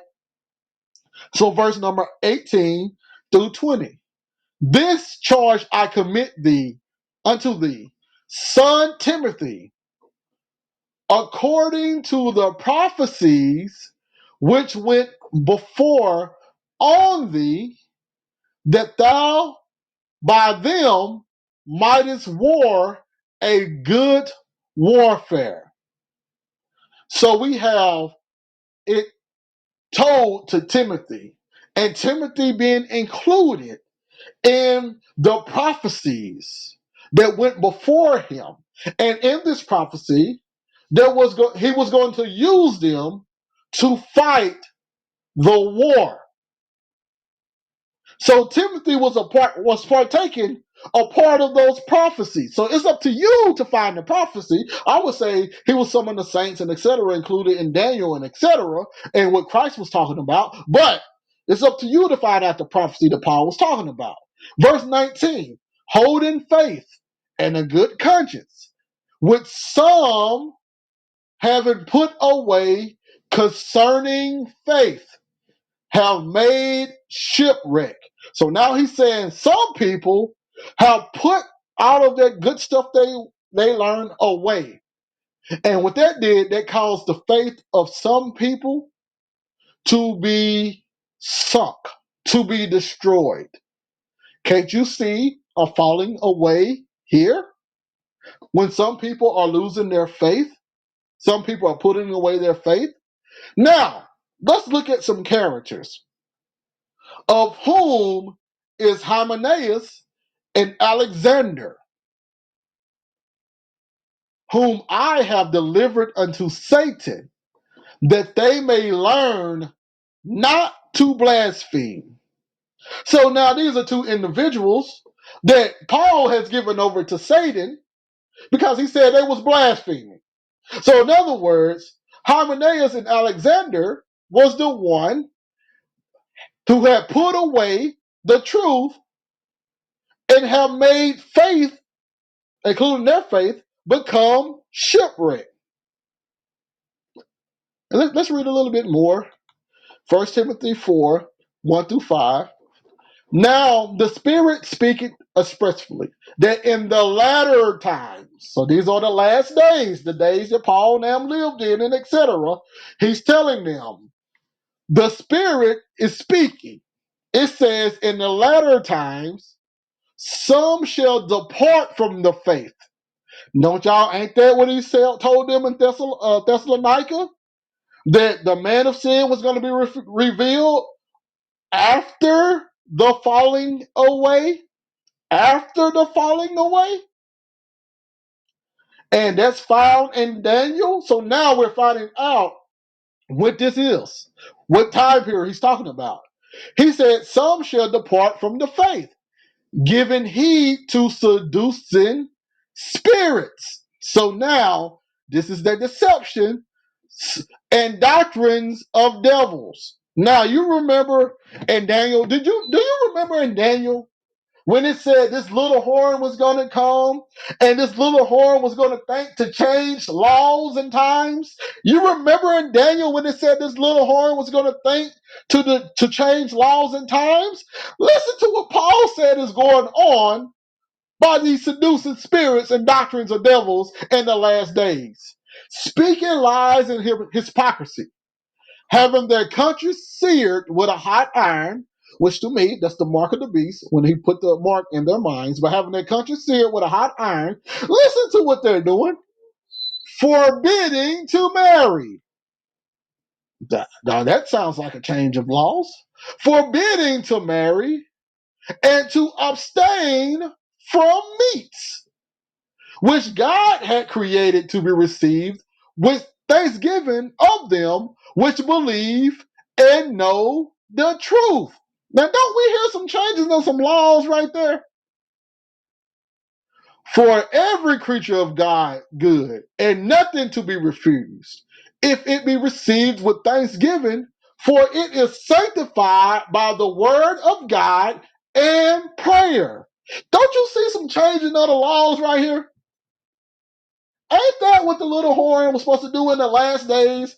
Ain't Paul saying in the latter times that he lived in, the Spirit was speaking, and it was saying that people are departing from faith because they are being deceived by these doctrines that speak in lies, and it's changing their mindset. And now people are being forbidden to marry, which was one of the original ordinances, and they are refusing things that were supposed to be received with thanksgiving. And then in verse 4, he tells again, First Timothy 4, 6 and 7, if thou put the brethren in remembrance of these things, thou shalt be a good minister of Jesus Christ, nourished in the words of faith and of good doctrine, whereunto thou hast attained. But refuse profane and old wives' fables, and exercise thyself into godliness. Let's see here. And you could I keep reading First Timothy, and you will see a little bit more of what he's telling them, right? What was going on. So now let's go to Second Timothy now. So Second Timothy is written around, some of the scholars say 62 CE. So we got from 51 to 67 CE. 67 CE. So we got from 51, 52 CE to 61 CE to 67 CE. So we're looking at what's that? 16 years, 15 years in the future. 67 CE, 3 years before Jerusalem was destroyed by the Israelites, and then Rome finished it. 67 CE, Second Timothy. Let's see what Paul is saying now. Let's see what Paul is saying now. Second Timothy 2. Let's start at verse number 15. Study to show thyself approved unto God, a workman that needed not to be ashamed, rightly dividing the word of truth. And if anyone want to know, Paul went through Timothy, First Timothy and Second Timothy. He was showing the correct way to use the law. But anyway, study to show thyself approved unto God, a workman that needed not to be ashamed, rightly dividing the word of truth. So now you have to rightly divide it, say it, and understand it. So now let's keep going. But shown profane and vain babblings, for they will increase unto more ungodliness. So now they was already being ungodly. So now he's saying that the profane, vain babblings and etc. would make more ungodliness. And their word would eat as doth a canker, of whom is Hymenaeus and Philetus. So now Hymenaeus is still on his job. From 61 CE to 67 CE, roughly 6 years, Hymenaeus has been given the church Hell, hell. Hymenaeus has came up against all that was true. Hymenaeus was a teacher of the law, and he was the one that was coming with the vain babblings, the endless genealogies, and etc. Him and the people who followed him. Let's keep going on. Who concerning the truth have erred. Now listen to how they erred. Saying that the resurrection is had already come. It's past already, and overthrow the faith of some, which is the falling away. So you got Hymenaeus saying that the resurrection had already occurred. Now you remember Paul said that, hey, first there's going to be a falling away, and then the mystery of sin was going to be revealed, and etc. So all of this had to occur first. And then Christ had to come with his judgment. The temple had to be destroyed. All of these things had to come during the resurrection. And he's saying the resurrection has already occurred, which is overthrowing the faith of some because they are believing his doctrine. Nevertheless, the foundation of God standeth sure, having the seal. The Lord knoweth them that are his, and let everyone that nameth the name of Christ depart from iniquity. But in a great house there are not only vessels of gold and of silver, but also of wood and of earth, and some to honor and some to dishonor. If a man therefore purge himself from these, he shall be a vessel unto honor, sanctified and meet for the master use, and prepared for every good work.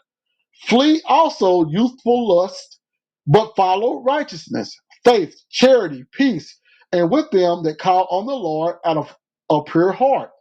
But foolish and unlearned questions avoid, knowing that they do gender strife. So what was Hymenaeus and Philetus coming with? Foolish and unlearned questions, knowing that they was going to gender strife. And if you contradict someone enough times, people indeed will fall from listening to that person. And that's what was going on here. They was using the law, L-A-W. They were using the law to contradict the gospel, to contradict Christ. This is why Christ warned the Israelites earlier. He said, you guys look into the scripture for life. That's that resurrection motif. In fact, if you look at the law, you can find a resurrection motif in the law. And I'm clear, as Brother Mike we was talking about, how it's very much plausible. Hymenaeus used the law to try to teach that the resurrection was opposite of what Christ was saying, and he was using the law for the resurrection. And you can actually find that in Deuteronomy, 29 and 30, how Moses was using that resurrection motif about leaving the land and coming back into the land to represent death and life. So that could have been plausible. I'm not saying it happened, but it's plausible. That's how he used the resurrection and to tell them that it had already occurred. But anyway, he said, but foolish and unlearned questions avoid, knowing that they do gender strifes. So you can clearly see what Paul was saying not to do, to show what Hymenaeus, Alexander, Philetus, and all those that was falling from the faith, what they were doing. And he said, and the servant of the Lord must not strive, but be gentle unto all, apt to teach, patient, in meekness, instructing those that oppose themselves.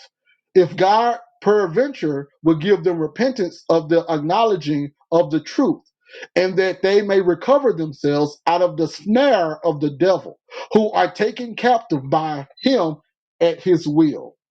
So we clearly see how Hymenaeus, Philetus, and all them was creating the apostasy. they was creating this great falling away from the faith for the mystery of iniquity to be revealed, which would have been Hymenaeus, Philaetus, all of the scribes, or the scribes and the Pharisees that came against the gospel, and etc. That group of people. So now, let me give you a little historical documentation, and then I will end it and open it up for questions if anybody got any. Daniel 9. So we got the abomination of desolation, right?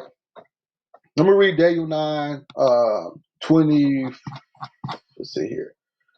24 through 27. It says, 70 weeks have been determined upon thy people and upon thy holy city for sin to be ended, and to seal up transgressions, and to blot out the iniquities, and to make atonement for iniquities, and to bring in everlasting righteousness, and to seal up the vision and the prophet, and to anoint the most holy. And thou shalt know and understand that from the going forth of the command for the answer and for the building of Jerusalem unto Christ the Prince, there should be 7 weeks and 62 weeks. And then there shall be then time shall return, and the street shall be built, and the wall, and the time shall be exhausted. And after 62 weeks, the anointed one shall be destroyed, and there is no judgment in him. All right, here we go, right here. We finally made it.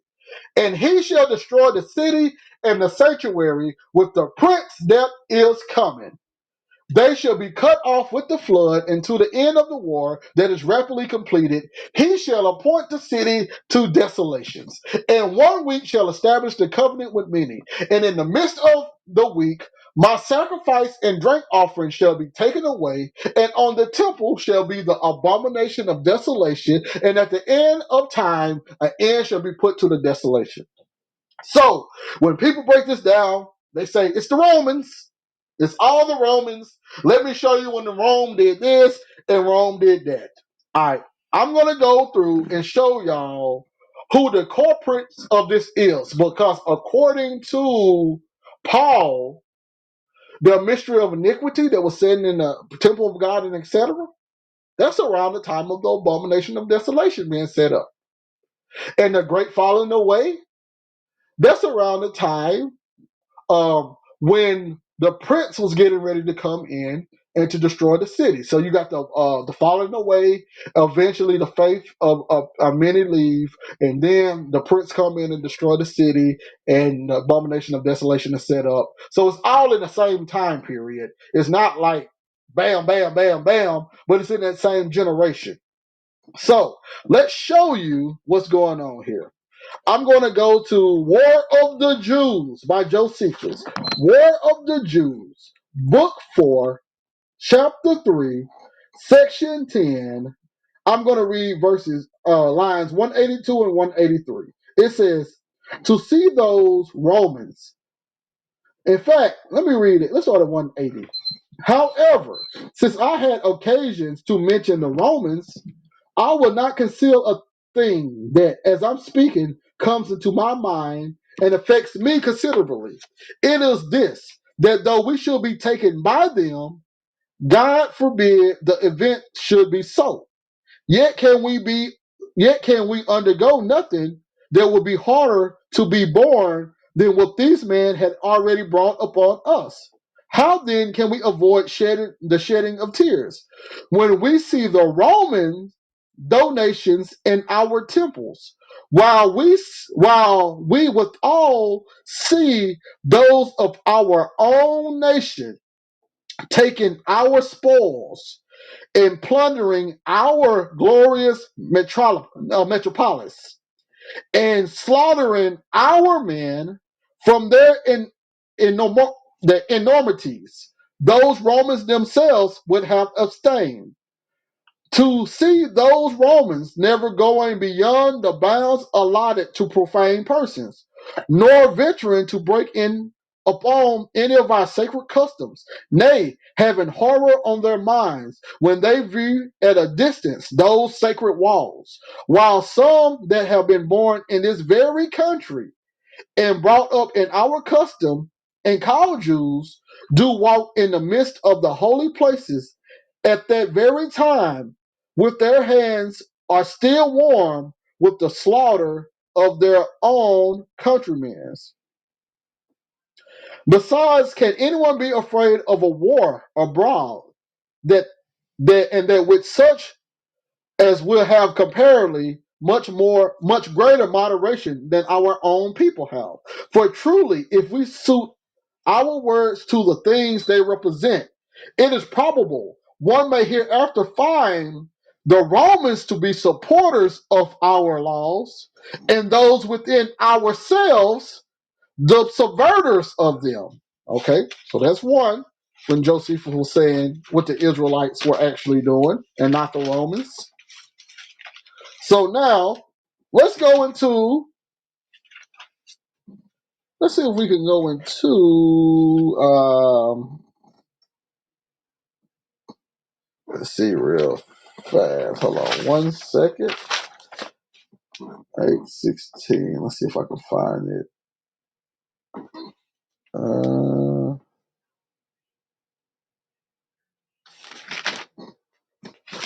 Here we go right here. 8:18. This is War of the Jews, Book 4, Chapter 6, Section 3. I'm going to start at line 386. It says, these men therefore trample upon all the laws of man and laughed at the laws of God. And for the oracles of the prophets they ridiculed them as the tricks of jugglers. Yet did these prophets foretell many things concerning the reward of virtue and punishment of vice, which when these zealots violated, if you don't know who the zealots is, they was the troublemakers of the southern kingdom throughout the land of Judea in the first century. They was the one rioting against Rome. You can find, I think Judas was a zealot in the Bible, or something like that. Anyway, they occasioned the fulfilling of those very prophecies belonging to their own country. For there was a certain ancient oracle of those men. So he said, this is the oracle of the zealots of the southern kingdom, that the city shall be taken and the sanctuary burnt. Daniel 9:24. 70 weeks have been determined upon thy people and upon thy holy city, and the sanctuary burnt by right of war. Let's see here. Verse 26. And after 62 weeks, the anointed one shall be destroyed, and there shall be no judgment in him. And he shall destroy the city and the sanctuary with the prince that is coming. They shall be cut off with a flood until the end of the war, which is rapidly completed. He shall appoint the city to desolations. So obviously, this prince and the people were Israelites, not Romans. With seditions, it says, and when sedition should invade, and the city should be taken and the sanctuary burnt by right of war. When the sedition should invade the Jews, and their own hands should pollute the temple of God.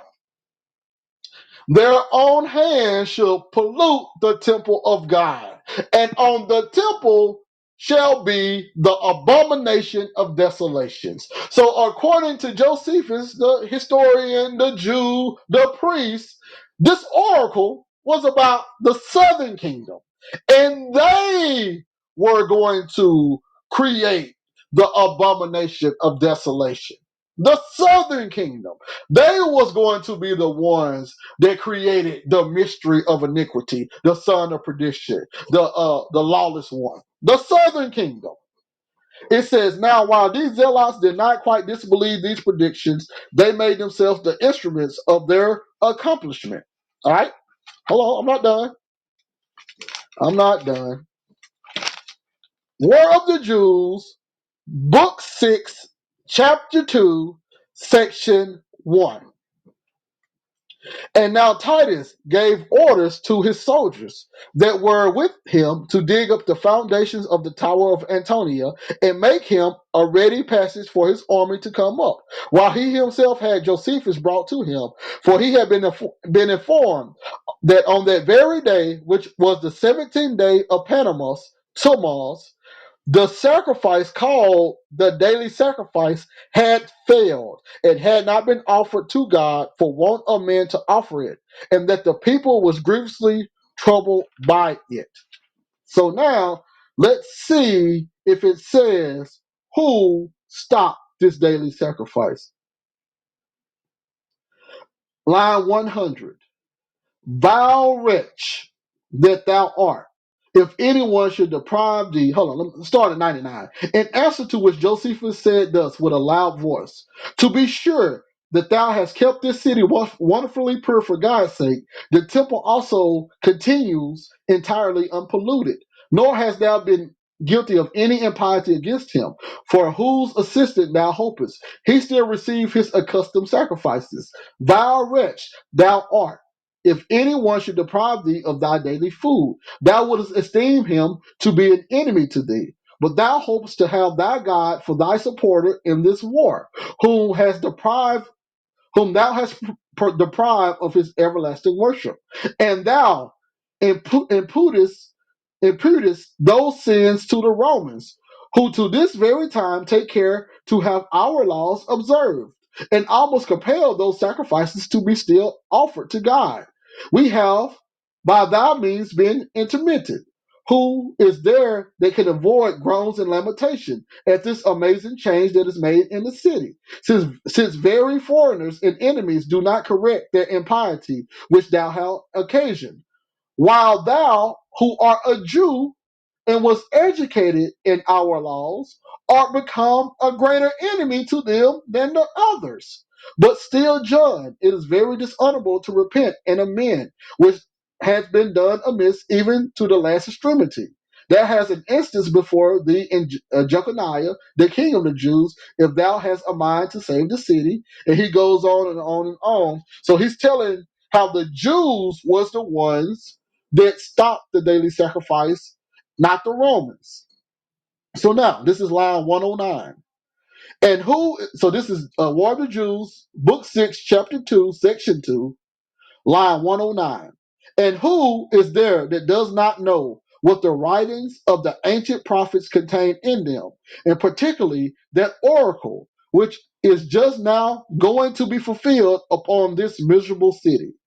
For they foretold that this city shall be then taken when somebody shall begin the slaughter of his own countrymen. And are not both the city and the entire temple now full of dead bodies of your countrymen?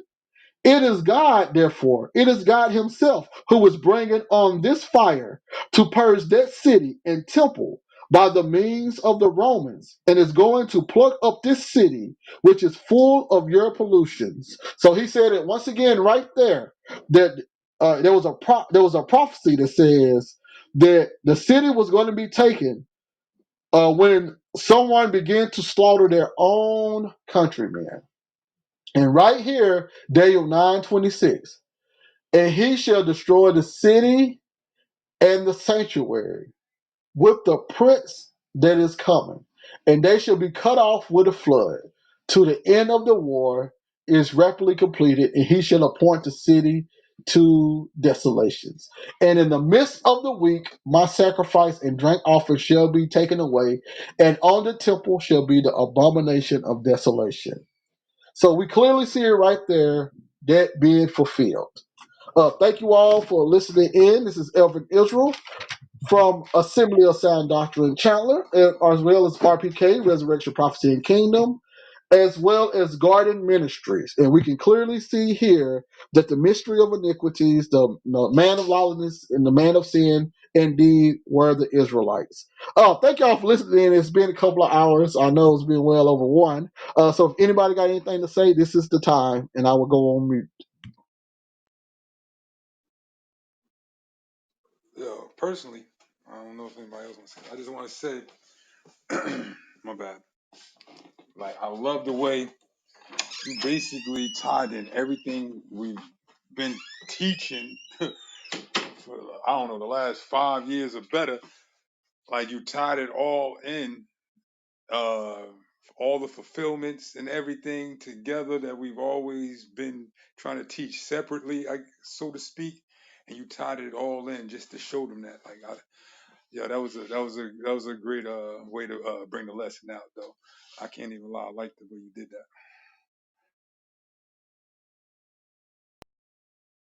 I definitely appreciate that, my brother Josephus. I appreciate that.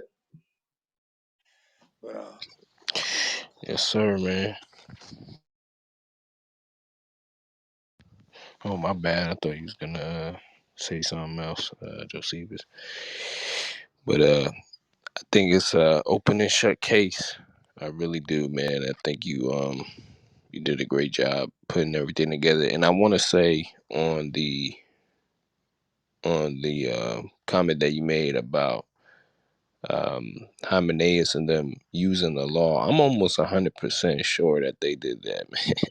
Because we have to think of what type of preposition would they be able to bring that the crowd would accept as a valid argument.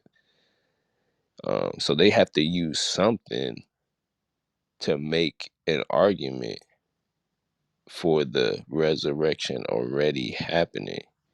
And what would the people accept outside of the law as a valid argument? So I would have to say they're most definitely using the law to make their case. And that's what you see happening pretty much throughout um, all of the New Testament. Israel constantly using the law to contend against Christ and his ministry. So I don't think any of the methods changed all throughout. So I would say that they would have to use something that the people would accept as a valid argument. And I don't think they could use anything outside of the law to explain how the resurrection found written um, in the scriptures, using something outside of the scriptures. So I think we can say confidently that they most definitely.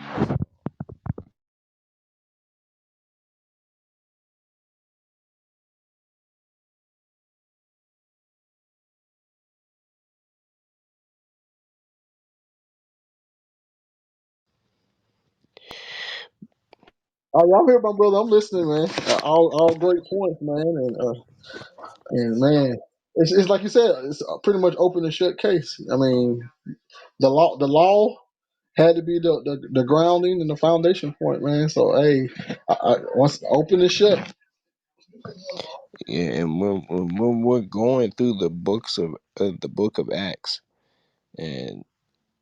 and Alvin is going through every point that needs to be fulfilled, and they're just all getting checked off within the book of Acts.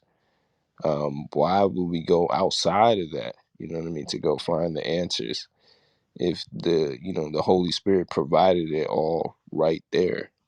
Um, I mean, we could, and people have, especially in the preterist community, and they've went in history to find these fulfillments and all that. And a lot of them, some of them are far fetched, but a lot of them aren't. A lot of them do. They do. A lot of the things they bring out do fit.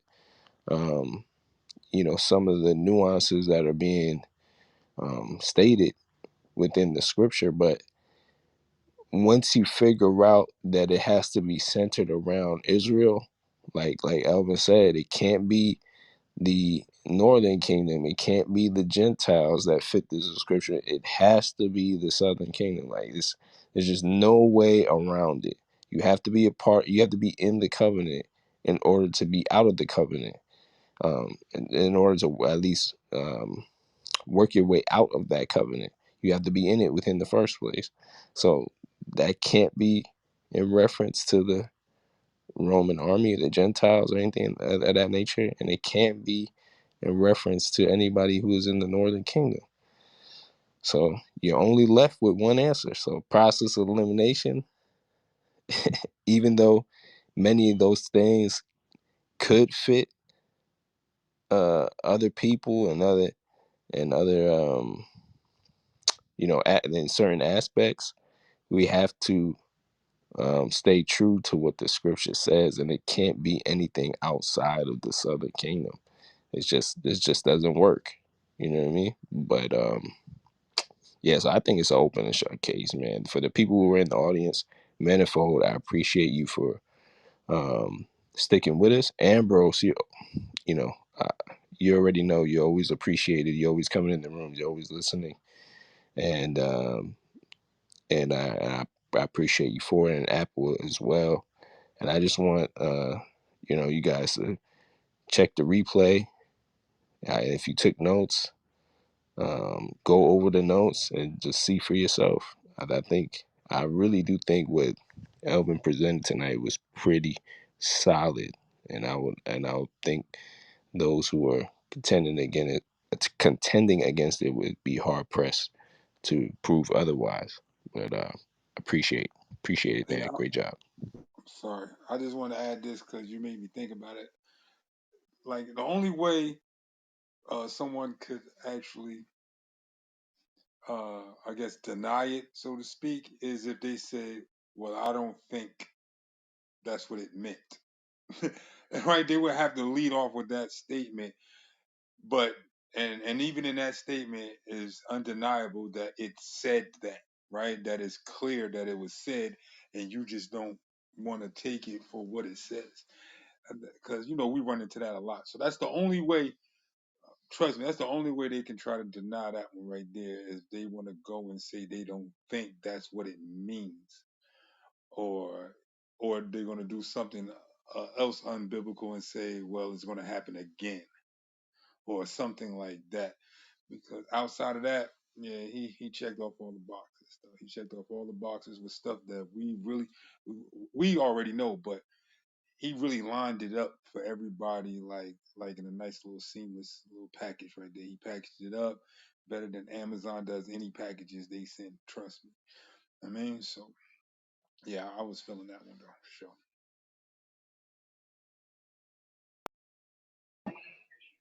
I was on Amazon lines. Hit him with the Amazon bars. So we got anything in the chat? Yeah. Nah. Okay. Nah, not much in the Open the chat, shut man. case then. Who wanna? Shoot, I guess it's bedtime then. Who want to pray us out? Oh yeah. Follow everybody on stage if you have not. Just follow everybody on stage. Um. Speaking of and it- Amazon, go ahead and direct them to Amazon for that book. yeah. The circumcision and uncircumcision of Genesis chapter 1. Mysteries of the Garden Revealed, located and available for you on Amazon right now. So just go ahead and go to Amazon, type in the search bar, the circumcision and uncircumcision of Genesis chapter 1. It should pop up. But if it don't, Mysteries of the Garden Revealed. Now, let And me give you an easier way to go. That's a lot of typing. Just type in Elvin Israel, and it's gonna pop up. okay, I didn't even know that. So often obliterated, never duplicated. Y'all just made up a word. Yep, did that. That's what Evan Israel can do. But no, hey, who gonna pray us out so we can go ahead and leave, my brothers? Yeah, I got you. Father, thank you once again for allowing us to fellowship together and to distribute your word today. And we are so grateful for the enlightenment that you have been able to bestow upon our ministry.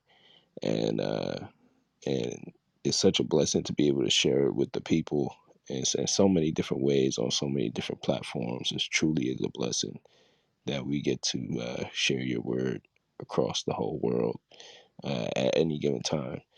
And I just want to thank you for all of the blessings that you have um, given us and those around us, those listening to us. Can't stress it enough how grateful and how appreciative we are of your grace and your mercy, and that we just love you so much and your word so much that we're so zealous and excited and anxious to just dive in and really try to understand more and more about what's written inside of your holy word, Lord. And with that being said, I love you, and God bless all those who are out there in Jesus' holy name. Amen.